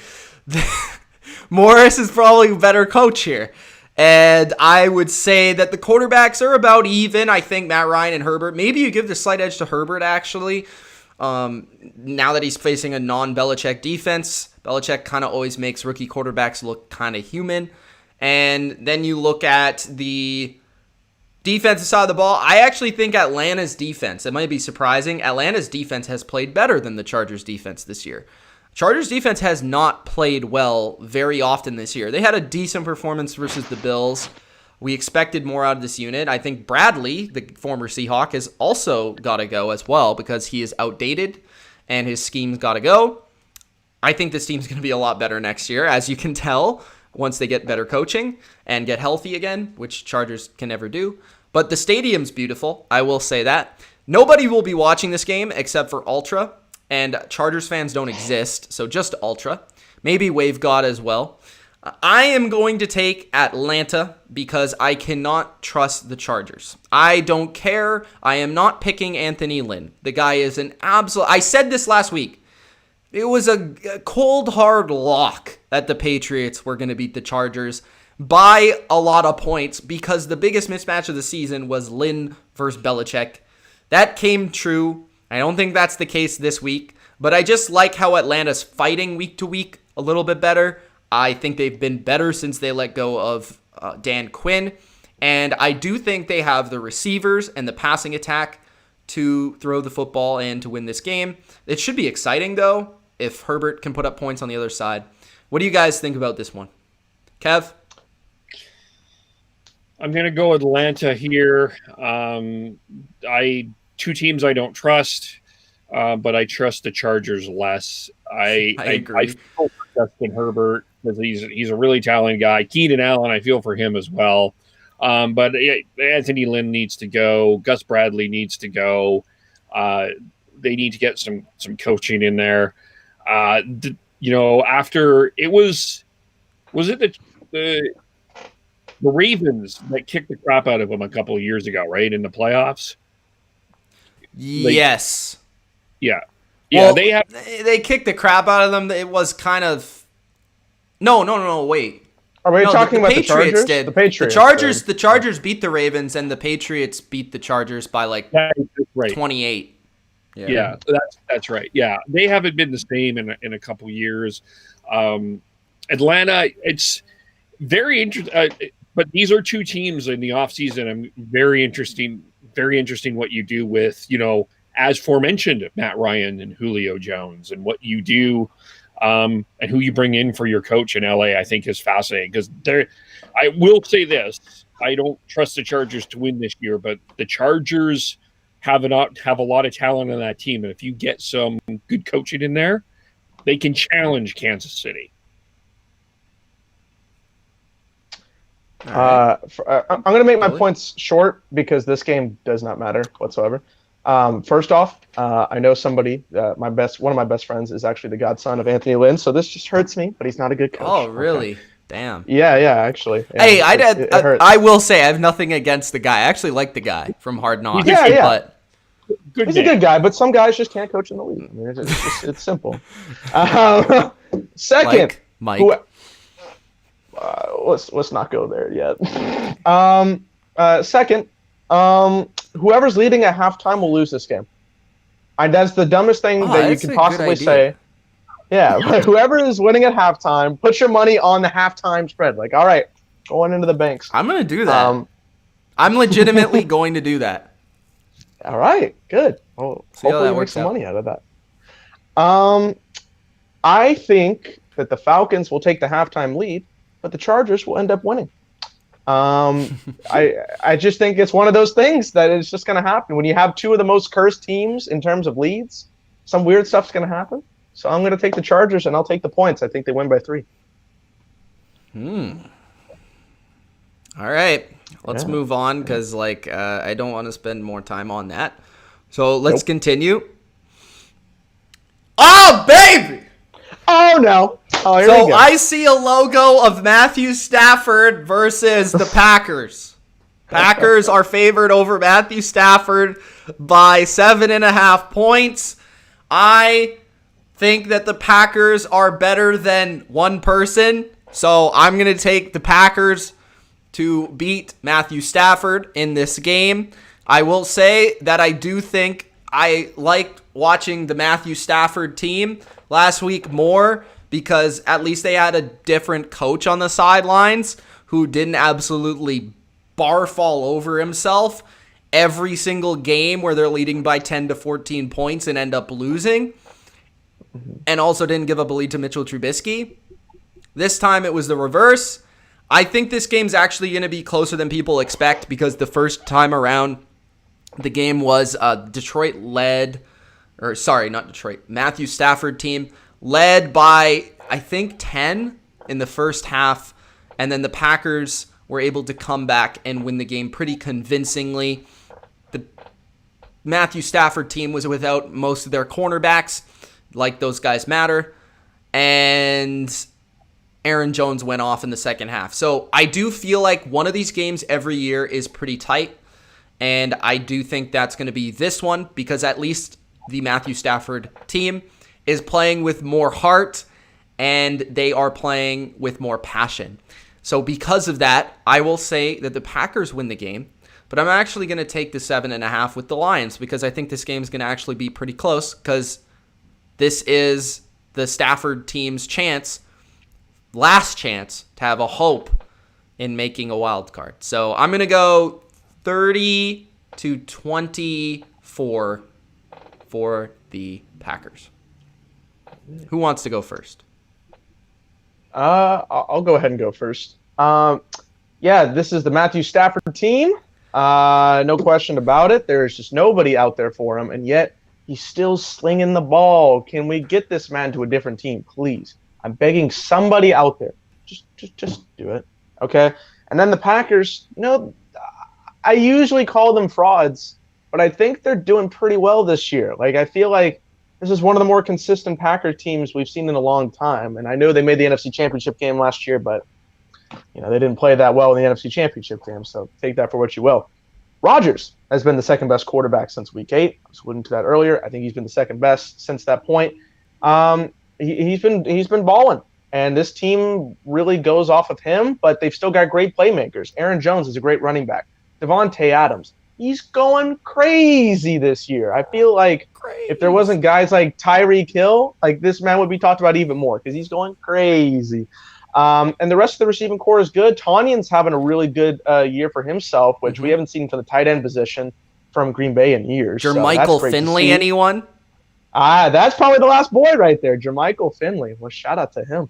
I love that group. Anyways, I like what I've seen overall from them. And then the defense has stepped it up in some really good ways. And I think, honestly, I don't want to say this team is a Super Bowl contender, but in terms of 2020, I think they are. I just don't think they're at the top of the pack. But I think I've seen more good things from them this year than I have seen in previous years with them. So I'm going to go with the Packers here, and I am actually going to take the spread on the Packers here. So I think it'll be something like 30-21. That's what I'm going to go with. All right. Kev? Okay, well, I'll just quickly talk about the Packers here. You guys talked about the Staffords. I'll spend some time on the Packers here. Okay. They're a Thank team you for using their correct name.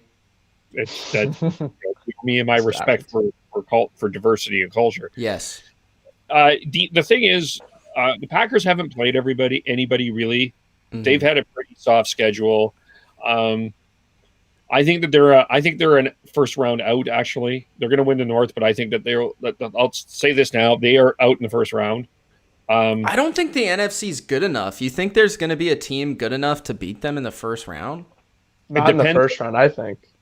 Depends on the matchup. Second round, I could see for sure, but if someone is rolling in, which is possible, I will say if they play the Rams, they're going to lose. They're going to lose. That's probably going to be the one team I think if in the first round if that happens. Oh, or the Bucks, but I don't think that's going to happen. Bucks will be too high of a seed. Here's a fun fact for you. This is why I think Detroit covers. The Green Bay Packers are the 25th best defense in the fourth quarter. Detroit is 28th. Who's Detroit? The Staffords are 28th. Sorry. Oh, gotcha. Sorry. Diversity. My apologies. And yeah, so I think the Packers will get out to a big lead, but Stafford will cover. All right. Let's get to the next game, which I think this is 11. No, that was the last one. All right. This one. The New Orleans Saints at the Philadelphia Eagles. What? Where is AC? He is not here, unfortunately. Maybe we'll get him on in the future. We need his cards. Yes, probably. Jalen Hurts, man. Jalen Hurts. He has all of Jalen Hurts' stock. If you are wondering where you can get a Jalen Hurts card, just contact Adam Kordick, and you will get one. Or try to get one. Yes. Maybe you'll be priced too high, though. The Eagles and the Saints, I am not going to say anything because I just can't stand the Eagles. They're my least favorite team right now. And it has really nothing to do with anything other than the fact that they have no reason to be this bad. So I'm going to take New Orleans, and I'll take New Orleans to cover. I don't care if it's a running back playing quarterback. They will cover. Go ahead, Dilly. Okay, no, I was gonna let you have the floor, but okay. This game sucks. The Eagles have had the most unfortunate time of watching the most amount of times, except for the Cowboys this year, and that sucks because they're not good. I am happy they're putting in Jalen Hurts because I think he is the better option right now. But you're kind of I don't want to say throwing him to the wolves because I wanted Hurts to start here. But you're kind of throwing them to the wolves here because this is the Saints defense. So good luck. They're not going to win. Saints are going to cover easily, in my opinion. I remember it was the Eagles and the Saints a couple years ago, and the Saints absolutely destroyed them. I could see the same thing happening here. Kev? The Eagles are one of my least favorite teams right now, too. Just Jim Johnson spouting off on DK Metcalf after you got your ass handed to you. Jim Johnson and Schwartz. Jim Schwartz. Jim Johnson's retired. God bless you, Jim Johnson, and I apologize to you. But Jim Schwartz, I apologize to you for your stupid comment toward DK Metcalf. Carson Wentz is what frustrates me more is this love that this guy is getting for being terrible. Yeah, like what the heck is this? honestly, quit. Reverse Josh Allen. Yeah, quit defending Carson Wentz. Like, stop it. Like, he is terrible, and the Eagles have to pay $59 million to keep this guy here. That's awful. $59 million.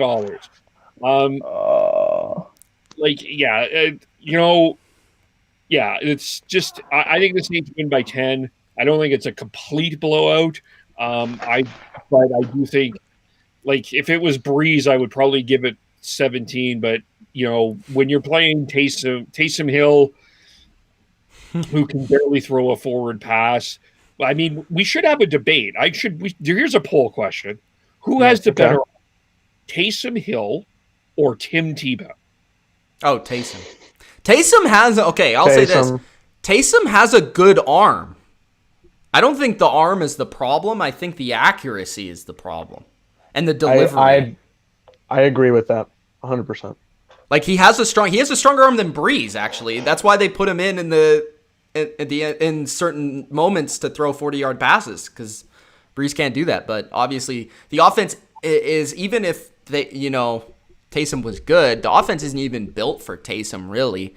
I mean, they're trying, but it's a precision offense, and that's not Taysom Hill. But, yeah, we're all going with the Saints because we all seem to despise the Eagles. Shout out very to different ways. I will say this. Sean Payton deserves some credit for adapt. He's great. He's been great. He's done it. He's doing it 2 years in a row. Bridgewater went 5-0, and if Taysom here wins again, I think he would be 3 or 4 now. So, good stuff. All right. So, the next game is... I always forget where I'm at. Is it this one? No. This one. No, next. We don't want to talk about that game anymore. Washington football team at the San Francisco 49ers. I'm actually extremely intrigued for this game. I don't know why. It's just kind of interesting. The 49ers are somewhat still alive, especially if Kevole, what he says happens, which is the Seahawks suck and they're going to miss the playoffs and they're frauds. So if that does happen, San Francisco still is alive, like in the same vein of a Minnesota or a Detroit or any of those other teams that are still somewhat alive. San Francisco's in that mix as well, especially also because the Cardinals kind of suck too. So, yeah, the NFC is just kind of washed right now. But San Francisco has been that team that I've consistently... Obviously, I like San Francisco because I'm a Shanahan guy, but I've wanted to be cheering them on because, they've had to overcome so much. So many injuries, so much bull crap. Now they're playing in Arizona, and just, everything, absolutely everything has gone wrong for this team. Somewhat, they're still in it. For Washington, it's been a nice story to see Alex Smith back in the NFL as a starter. I'm intrigued to hear what you guys think about that. They have good aspects to their team. I think Terry McLaurin is by far the most underrated receiver in the NFL, and their defense has obviously studs everywhere on the front seven. I'm going to give my pick after you guys, though. I'll let you guys kind of have the floor first, and let me hear what you guys think. Start with Kev. Well, this is the crap bowl. I mean, yes, okay, I will acknowledge the 49ers have been through crap. They're playing in a different stadium, and they've had a bunch of injuries. But let's look at what happened to a football team here. They had to change their nickname. They have an owner that is a complete crap ball idiot. Ron Rivera has had to go is coaching through a pandemic with surviving cancer. You had Dwayne Haskins be ineffective, Kyle Allen get hurt, and Alex Smith, which is without question the comeback story of professional sports. My heart wants them to win the NFC East. I am pulling for football team to win the NFC East. I don't know if they can do it, but yeah. I'm going to take football team. My biggest concern, though, is the loss of Antonio Gibson is concerning to me. What about your boy McKissick? JD McKissick, that guy that they keep telling you to take in fantasy, but you should never touch. I just like Logan, but I just feel football team has more offensive weapons. Basically, quarterback, I think, is the big edge. Yes, like Brandon Ayuk, Deebo Samuel, Mostert, they've got weapons in San Francisco, but Kyle doesn't really trust Nick Mullins as Would that much. anyone? I know you love Nick Mullins. I like it. I have Good boy. liked Mullins. I think that at times he showed that he potentially could be a starter, but you could make an argument last week, though, against Buffalo, if San Francisco had a better quarterback, they would have won that game. Like if I was sitting from the San Francisco side and watched, like Josh Allen was fantastic, but they didn't, like it took a while for them to get into that blowout mold. So if they had a better quarterback, it would have been a closer game. I will say that. So my love for Nick Mullins has lowered. Okay. So I'm going to take the football team by 3. Is it a 3.5 spread? So that means a 9. Yeah. No, well, it's for San Francisco. San Francisco's favorite. I'm taking football team. Yeah. Dylan. This is an interesting one. I think if Gibson was in here, I would have picked the football team, actually. But I'm going to go with the 49ers. I feel like the football team, I'm just going to call them Washington now. I feel like Washington did a good job against the Steelers. Like, their defensive line is great. It's one of the best in football. It's got all these first-round talents, and they really put the pressure on Big Ben, and I feel like they can do some stuff. But that offense is really concerning me. I love the Alex Smith comeback story. It was great to see. But he's also just not going to light up the world and score you 34 points all the time. And that's no fault of his own, or that's not a bad thing whatsoever. But at the end of the day, I just got to take the 49ers here. I think Mullins will get the job done, keep those playoff hopes alive. But I will be rooting for the football team, if anybody's curious. I will take the spread with the 49ers, though. I think they'll win by 3. All right. He doesn't have to score 34 points in this game, though. He like this is going to be a low-scoring game, and that's why I'm inclined to the football team. Okay. You guys are forgetting one thing. This is a Kyle Shanahan revenge game. Yes, it is. But every time Kyle Shanahan plays the Washington team, he absolutely destroys them. That's true. His dad and him kind of got a bad whole rap there at the end of their tenure in Washington because of the owner, who Kevole brought up. And ever since then, Kyle has kind of owned this organization. That is a factor to me. This is also an Alex Smith revenge game, though. That's interesting, right? So he was a San Francisco guy. I don't know if it's really revenge for Alex Smith, but I guess kind of. He's been... Yeah. But when I look at this game, I think Kevole's right. I think it's a defensive game. And I do think both quarterbacks, while I would give the edge to Smith, I think it's kind of even. I don't think Alex Smith's anything spectacular at all. I think Nick Mullins is a fine backup. He's capable of winning games, as he's shown, but he's nothing special. He doesn't make any big plays at all. And defenses, I do think we look at San Francisco last week and we say, they lost to the Bills. It was this score to this score. But when you watch that game, you saw the Bills just laser show from Josh Allen and just scrambling around and making guys miss and avoiding sacks. And, Alex Smith's not going to do that. Okay, he doesn't have the mobility or the arm or the weaponry that Josh Allen had. And San Francisco's defense is fairly good, as is Washington's. But I just feel like San Francisco's in a better spot here. They have their weapons back. And I think Kyle can manufacture enough offense to win 20-17. And it's really close to the spread, though. I think they're going to be between 3 to 6 point victory, 1-score victory. I think Washington hangs in the game the whole time. I think Washington could win the game. But I will side with the 49ers here just because they still have a chance. There's still something to fight for. And I just feel they are the more talented team. And I do think they have this scheme advantage as well. So I will take San Francisco. Then we have, let's see if I can get this one right. Nope. No, yeah, that one's right, I think. Yeah, there we go. All right. The Pittsburgh Steelers at the Buffalo Bills. This is the stream of the week on the Bottom Line View. Sunday Night Football on NBC. Woo! The Bills are favored by 2.5, which is I always hate 2.5 point spreads or love them. This week, we will find out whether I love them or hate them. But I think it's interesting because you're basically saying the guy that you bet on is the team you think is going to win with 2.5. Yeah. If it's at 3, it's a little bit different.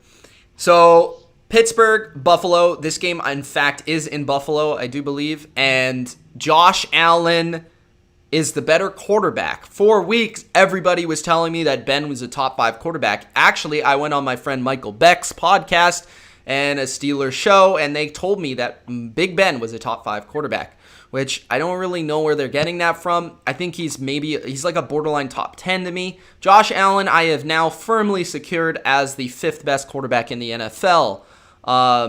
When we look at both teams, I think the Bills have the far better offense with far better, more explosive players. Stephon Diggs is arguably a top 5 receiver right now. Cole Beasley, Dilly's boy, has been a top upper echelon possession slot receiver this year. John Brown is out, I think. But they have other guys as well that kind of sneak in. Dawson Knox every once in a while. And they have speed. And they have explosive ability. And the defense is getting better. Sean McDermott is coaching them up. I thought they actually played very well versus Shanahan's offense last week, even if it was Nick Mullins. I thought they were just scheme-wise and everything. They looked good. They stopped the run effectively. Pittsburgh, we know on the flip side, Pittsburgh, they can pass the ball with Claypool and with Deontay Johnson and Juju occasionally, but they're not as high octane as the Bills are. Their run game has been strugglesville. Ben has to do a lot for them to win. Defensively, their defense has been one of the better ones in the league, but they've recently lost some of their better players, like Bud Dupree, like Devin Bush. And when I look at this game, I've said it. I think everybody that watched this channel kind of knows where I'm heading here. The Bills, to me, are the second best team in the AFC. And I think because of their offense, their ability to throw the football every which way, they also, in my opinion, have the in-game better coaching. So what I mean by that is I think Mike Tomlin's a great coach, but I think when it comes to in-game adjustments with Sean McDermott and Brian Daboll, who's a top candidate to get a job this year, they are great at adjusting and game planning within a game. Well, I don't think Pittsburgh is on that level. I'm going to take Buffalo. I think they're the better team. I understand that they have the worst record, but I don't think that's always kind of indicative of what a team is. So I'm taking the Bills here. It's a big game. Big game. I'm looking forward to calling it, but I'm going to go with Buffalo.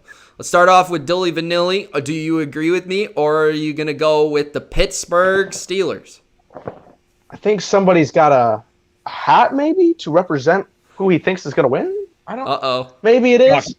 Oh! It's Billy's time. The reveal. Yes, sir. It's Billy's time. See, this is the thing. We always adapt teams here, or adopt teams, I should say. Yeah. Every year, they're our team for the year.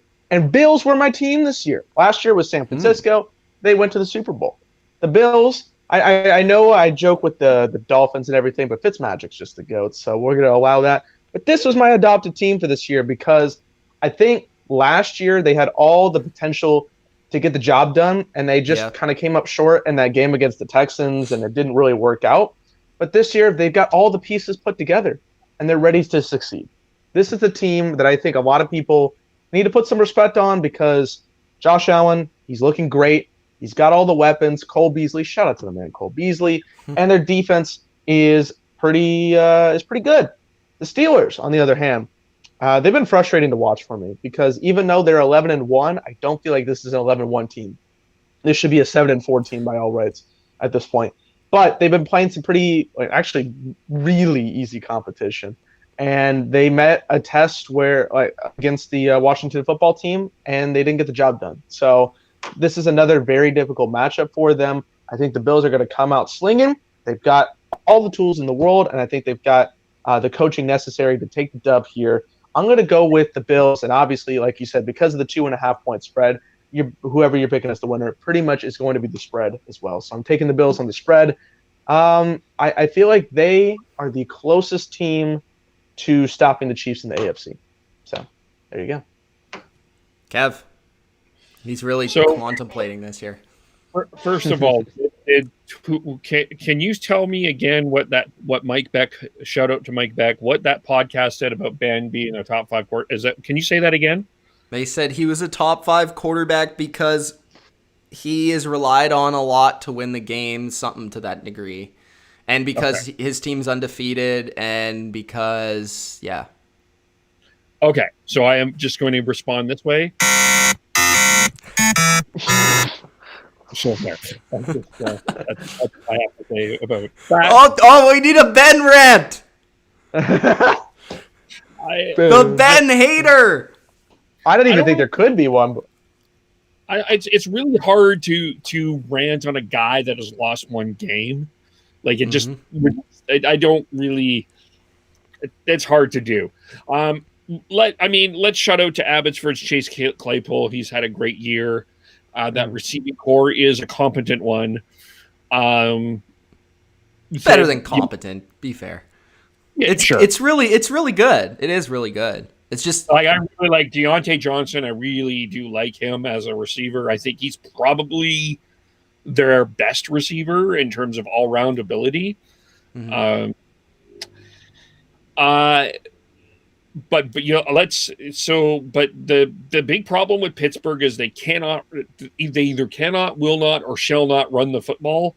And the Ben rant is they keep seeming to think that like it's this is the problem with Pittsburgh is they don't want to rely on anything else but about Ben. That's the rant. That's the problem with the Steelers is they refuse to win any other way except through the great legendary I recover from my ouch, my toe got stubbed on the side. Ben Roethlisberger comes up. Oh my gosh! I'm so incredible. I came back and threw a touchdown. It's that's the biggest problem with Pittsburgh, and that's why I don't think they're going to win this game because Buffalo has a number of ways to win. Yes, Josh Allen is a top 5 quarterback in the National Football League. Josh Allen is an MVP candidate in the National Football League. That receiving core in Buffalo is better than the Pittsburgh Steelers receiving core. It might be one of the best in the NFL. Cole Beasley, Stephon Diggs, what a trade for Stephon Diggs. Woo! Yes. Mm-hmm. Who's going to cover him? Good luck. Yeah, that's good luck. Yeah. Defense, I'm a little concerned about this Buffalo defense. 25th in fourth quarter defense, or a low. Yeah, they were really bad at the beginning of the year. Really bad. 23rd, actually better than Kansas City, if people. So I will take Buffalo. I think that they will barely cover, though. I think that this is going to be a close game. It should be. It's. I don't think that this is a blowout. I think it's a 3-point game, and I think Buffalo makes a statement with a last-second field goal. They walk off, and Buffalo is the number 1 contender to Kansas City for the Super Bowl championship. I will say this: if Allen has a big game and the Bills blow out the Steelers, is Josh Allen MVP? Yes. Dylan? And I think they become. Debatable. I don't know if he becomes number 1. I would say at least 2. it's debatable, right? Yeah, debatable. It's a foregone conclusion. Mahomes is winning that, though. Probably. I mean, just based on the media reception of both players, although their seasons have been fairly similar, I do think it probably Mahomes. All right. So Monday Night Football, we have the Baltimore Ravens and the Cleveland Browns, a really good Monday Night Football game, in my opinion. Great game. The Cleveland Browns are kind of that team this year where we can't believe it until we see it. So every time for me personally, they are like going to be ready to take that next step. I like don't pick them to win. So like last week versus Tennessee, I said they probably weren't going to win because I don't think they're ready. But there is something to be said about this one. They have been, and specifically Baker Mayfield, okay, has been very bad versus both the Ravens and the Steelers. And this year versus good defenses. He's played 3 good defenses, the Ravens, the Steelers, and the Colts. He was bad in all 3 games. They did beat the Colts, though, I think, mostly on the back of their 2 running backs. But the first game they played, Baker looked like a high school quarterback versus the Ravens. So hopefully he can play better in this game. I do think the Browns will be better running the football in this game. I think they had success in the first game, but they didn't really stay with it. The game kind of got out of hand. Their defense didn't show up. So it needs to show up early, though, to have success. It's interesting, though, that Baltimore is favored, considering that they have a worse record. Where are you guys leaning here, and who are you going to pick in this AFC North clash? Let's start with Dilly. I've got a very special hat for this. Oh, my goodness. Oh, my gosh. He's going with the Santa hat. Santa, it's Christmas time, baby. That's what it's all about. Now, is it this way? I can't. Yeah, there we go. This way. All right. I love me some good Monday Night Football. It feels like it's more rare every season, and this is going to be a banger between the Ravens, who are, I don't know what their identity is. Are they supposed to, they focus around Lamar, but then they struggle and they can't get the job done. Then they squash the Cowboys because they should. But now we're in a divisional matchup against the Cleveland Brownies, a team that I feel like last year we had all these high hopes for. But then because of what happened, we lowered our expectations, and now they're meeting them again. Crazy how that works, right? When you get rid of Kitchens over here. And they don't even have Odell. And they're still 9-3. Oh, yeah, and Greg Williams. Yeah, the greatest coach that ever lived. You got 10 letters today. Yeah. What a guy. What a guy. One of them was from the Cowboys.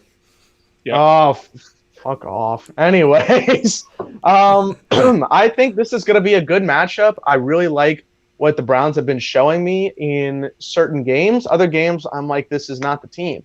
But in a divisional matchup, I'm giving it to the Browns. So I'm going to take the Browns. The Ravens are favored by 1 based on your little picture there. So, okay, so I will take the Browns on the points as well.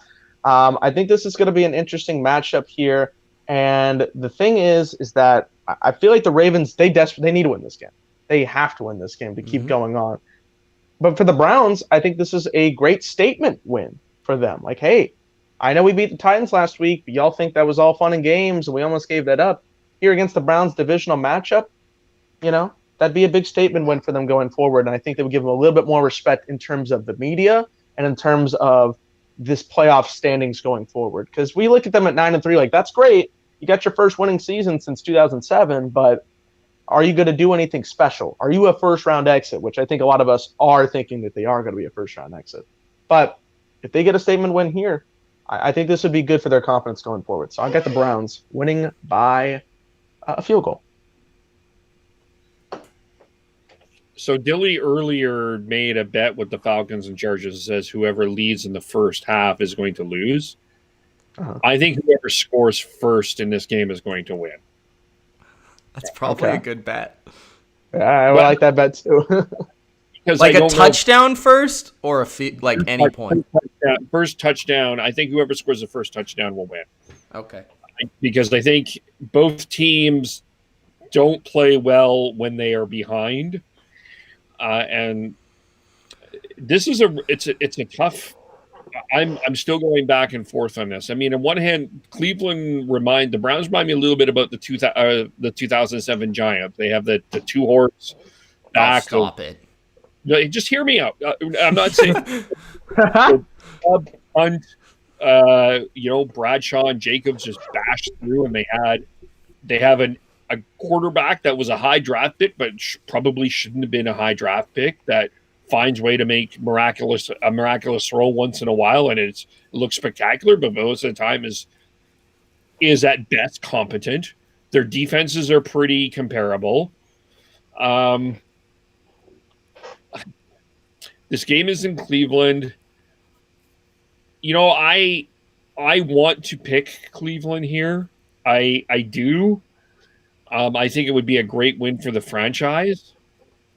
But to me, Jim Harbaugh, Lamar Jackson, that experience of the Baltimore Ravens, and you talked about this, Mitch. I think the one thing that nobody is talking about with the Ravens right now, and really, this is where the difference in this game is battling through adversity. This game is going to be an adverse game. This game is going to have topsy-turvy moments.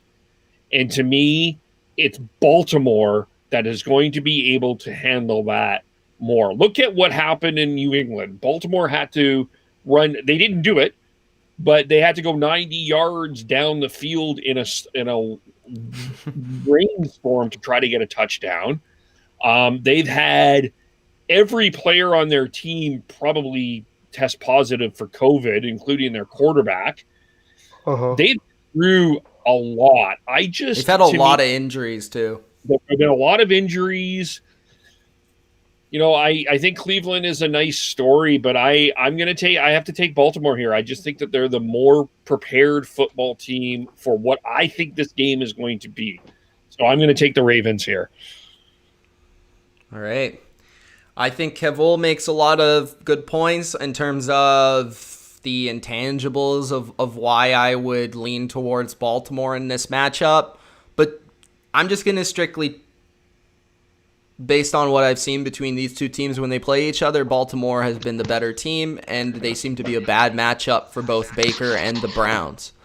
So I don't really know the status of, I'll dive into this before the Best Bets show, but I don't really know the status of the defensive linemen for the Ravens, which would be a big factor in if they win this game. Obviously, it would help to have Calais Campbell back or Derek Wolfe there or Brandon Williams. Those guys will all be essential to helping stop Nick Chubb, who is awesome, and Kareem Hunt, who's great. That is the main priority. Baltimore, though, has confused Baker in the past, forced interceptions, sacks, and their defense has been the reason, not Lamar, why they've won these games. On the flip side, though, the Ravens have found their rushing attack the last couple of weeks. They did versus Dallas to great success, and they did as well versus Pittsburgh with RG3.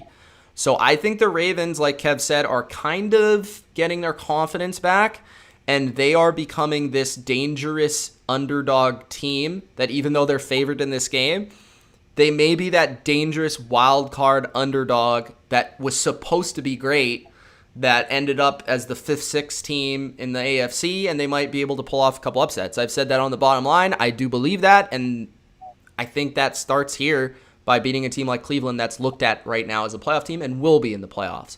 I still have my reservations about the Browns, though. I still feel like Dylan said, they're probably a one-and-done team right now in the AFC. So I'm going to go with Baltimore as the final pick of Week 14. All right. Let's get to some comments. Dilly Vanilly, do you want to read the comments for old time's sake or what? I'll read a couple. I do have to leave here in about 2 minutes. So all right. I'll try to pick out the best stuff that I can find here. By the way, Ultra and Gil are just going in on the chat here. They are having a time to talk. Guys, Gronk spiked that like button if you haven't already. Let's go with some comments. Yes, sir. They're talking about the Cardinals. They're talking about how they're overrated. They're talking about how Gil gave them a 13-3 record to start off the year. Yeah, he did. That is some prediction, I tell you what. Let's see. I'm always not great with the comments here, but Random says Mahomes, Allen, Rodgers, and Wilson are the top 4 quarterbacks right now. I think Kevole would disagree with one of those picks. How are you feeling about that? Where's Watson? Where's Watson? That's my question. Watson would be ahead of Wilson. I would say yes. I'm still putting Wilson ahead of Allen as well. Yeah. If he gets that win on Sunday night, though, I think I might switch it. I personally. Well, for this year, we'll see. We did have Wait, that Bethel comment. said, "Tell Mitch I'm going to cash app him 100 if Bills win out or if Pats win out and make the playoffs." So I'll take that offer. Oh, that sounds great. Are we allowed to just do that for free? Like, can we just Yes, do put it. our bets on? I'm All right, down. all right, bet. I'm down. I'm not putting any money, but if you're gonna just give out stuff, that'd be awesome. Okay, guys, I actually do have to go. So, All right, Dilly, thanks for joining out. us. It was great to course. see you. I know the subscribers appreciated seeing you. Any last words? Yeah, thank you for having me on. It was fun. It was good to get the boys back together and get some picks here.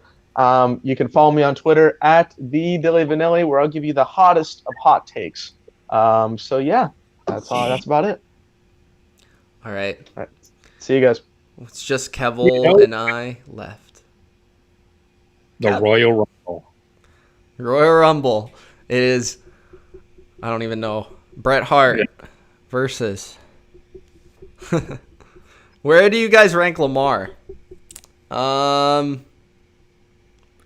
still think he's in the top 10 because when he's not there, you clearly see how good he is.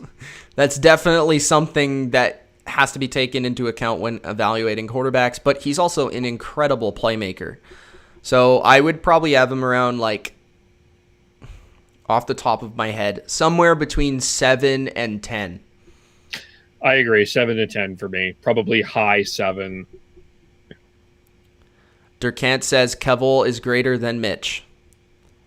That's not true. That is fake news.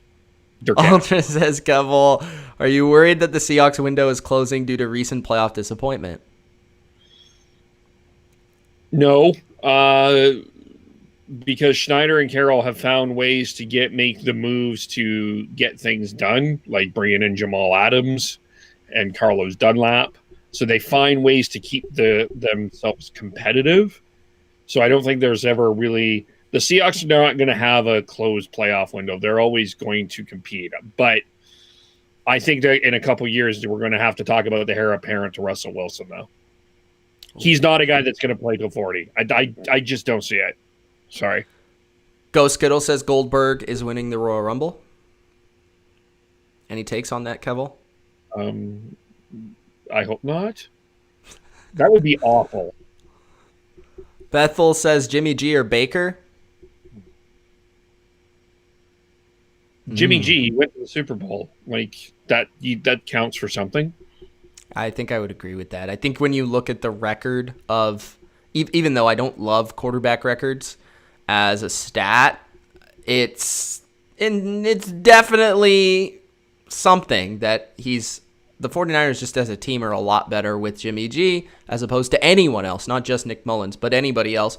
While the Browns, I haven't seen enough from Baker yet to say that he is better. I think Jimmy G is far less prone to making the crucial mistake than Jimmy is, in my opinion.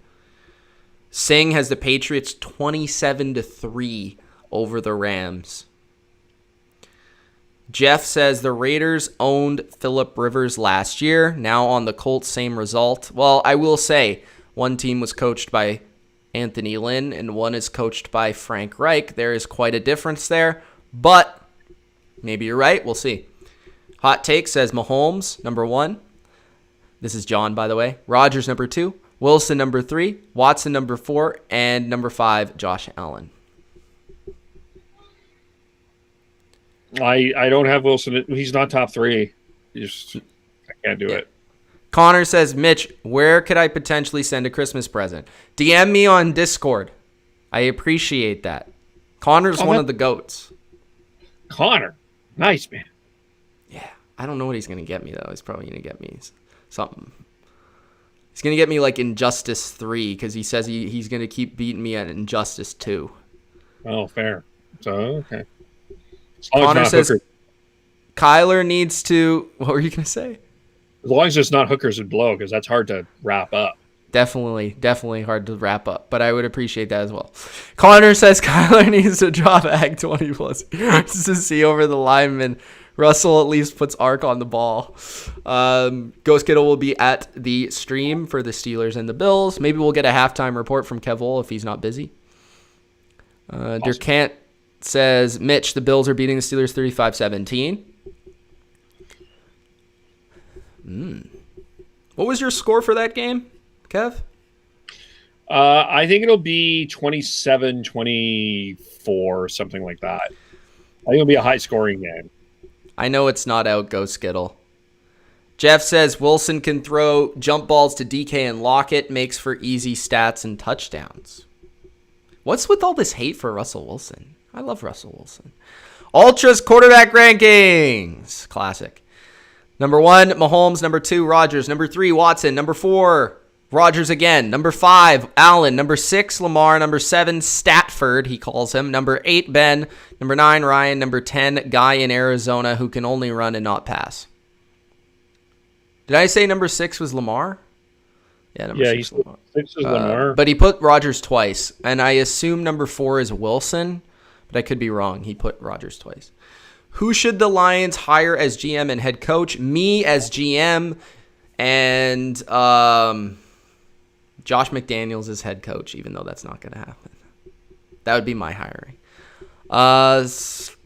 Joshua has Patriots 23-20. Ooh, Patriots. Everyone in our chat picked the Rams. Durkant says Stafford lit up the Bears for 34 points in bad weather with no receivers. Nicholas says, was this based off just last week, putting Stafford that high? Yeah, by the way, Stafford's team did beat Kyler's team. What else we got? Stat Ryan or Stat Ryan? I thought he meant Start Ryan. I suck at fighting games. That's kind of true because I don't really play them. So yeah. Ultra said Wilson is 4. What do you feel about that? I understand why people are giving him 4, but I just don't think he's there right now. All right. Maybe recent performance doesn't suggest he's there. I would still put him in the top 3. Yeah, Rodgers should be in there. I think. Hot Take says, Joshua, I'm going to laugh when the Cardinals lose to the Giants this week. Giants. This was a great stream. Very nostalgic, says Ghost Skittle.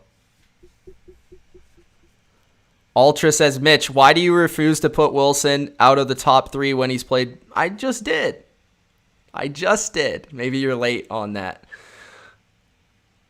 Any other comments, guys? I still got to do 2 other videos for you because I'm behind on the picks. I usually do picks on Wednesdays. What's going on with you, Kev? So we've got the Hockey Podcast. You can subscribe to the Hockey Podcast on YouTube. Follow us on Twitter at podcast_hockey. We do our weekend. We do a weekend podcast live on YouTube, live on Facebook. We're now adding a midweek one as the season is starting to ramp up.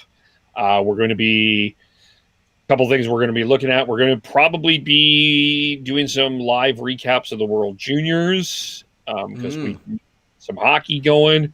You should collab with John. Hot Take in the chat. Yeah, I already shouted out to him, man. Shout out to Hot Take. We talk Canucks. We do talk a little bit of Leafs. Oh, okay, cool.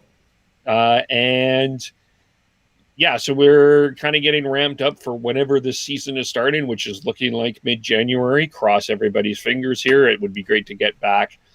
I know John would say this as well. It would be great to get hockey back on the ice, and it's going to be absolutely fascinating to have an all-Canadian division. So we'll see about that. He actually says, Mitch, can I rant at these Russ haters? Holy, this is embarrassing. Yeah, hey, John, if you want to do a rant, send it to me, and I'll put it on the next Bottom Line show. You can be on there. I don't hate Russ, but I just don't think right now. Let's not worship Russ. And by the way, he's making $39 million, $35 million. So I think expectations need to be. Kev, make sure you send me your link for your podcast. I'll put it in the comments in the description. Okay. What else we got here? Carr is awesome with a healthy line. Carr's been good this year. Carr's been very good this year. Mitch's movie list, future W or future cold take. What do you think, Kev? I am making movie videos on Patreon, and one of them is going to be my 10 favorite movies. Do you think this is going to be a good video or a bad video? It'll be a good video. Okay. What's one of your? Give me your top 3 favorite movies. Do you have it off the top of your head? Well, from last year, this year doesn't count for movies because COVID. Last year it was Endgame, Parasite were my top 2, and crap, I'm forgetting the third one. It was Taika Waititi was in it. Scarlett Johansson was in it. Are you talking about Marriage Story?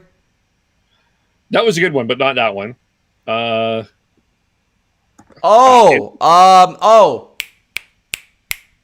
Nazi one. Yeah, that's the wrong. I know what you're saying. It's. I don't remember what it's called. No, come on. Taika was the director, and he was in it, and Scarlett was the mom. Anyone help us out here? He was Hitler in that. He was the imaginary Hitler. Yes, right. It was a good movie. I liked it. Oh God, I can't believe I have to Google this way. Jojo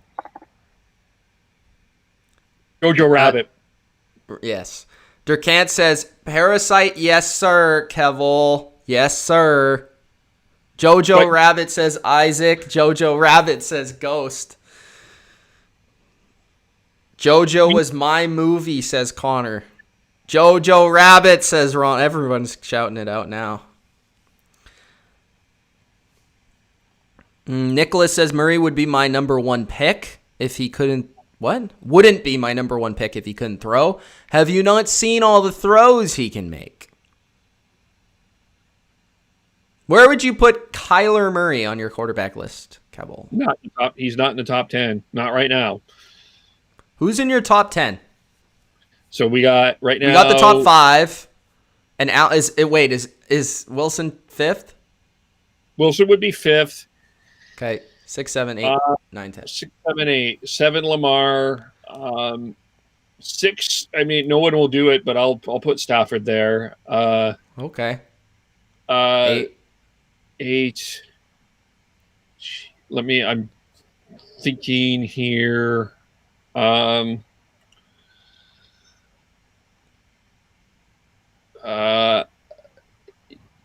might right now. It's going to sound silly, but I might put Kirk Cousins there. He's been playing better recently. I will say that. Yeah. Who else is there? 9. 9 maybe Rivers, but he's so inconsistent. But I would probably put him 9. Actually, no. Correct this. Sorry. 7 Lamar. 8 would be Derek Carr. 9 would be Cousins, and then 10 would be Rivers. Over who am I? Over Kyler, over Brady, over I guess Breeze if it's count. I didn't count Brady because he didn't play last week. So Brady would over be Ryan. Over I would put Cousins over Ryan. Not Cousins, Rivers. Would you put Brady over Rivers or Rivers? Brady would be over Rivers, but based on last week. But Brady would be Tannehill?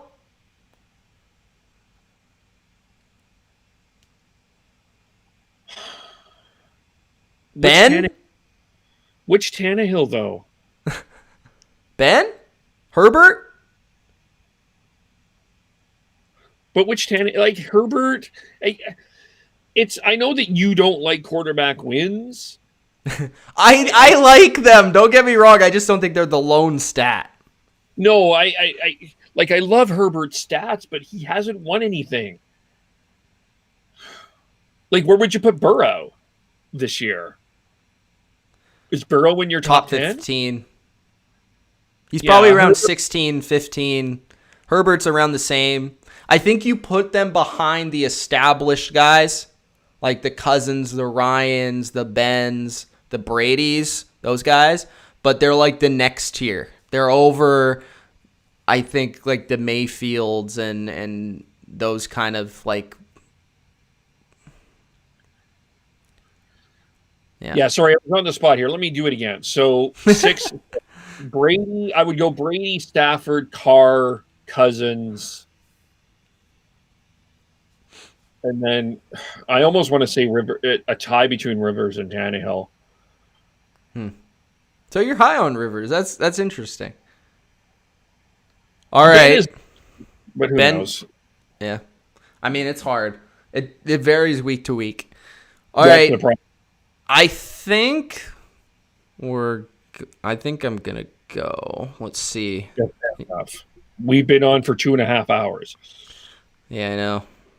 It's different having other people on doing these picks. Fair enough. All right. Thanks, guys, for watching. Hope you enjoyed the BLV reunion of Kevole, Dilly, Vanilly, and myself. We will see you a little bit later. I'll be doing best bets and stardom situm, hopefully both tonight, but probably just one. We'll see. All right, thanks for watching. It's Mitch, Kevole, and from Dilly as well. Peace. Peace. I can't even.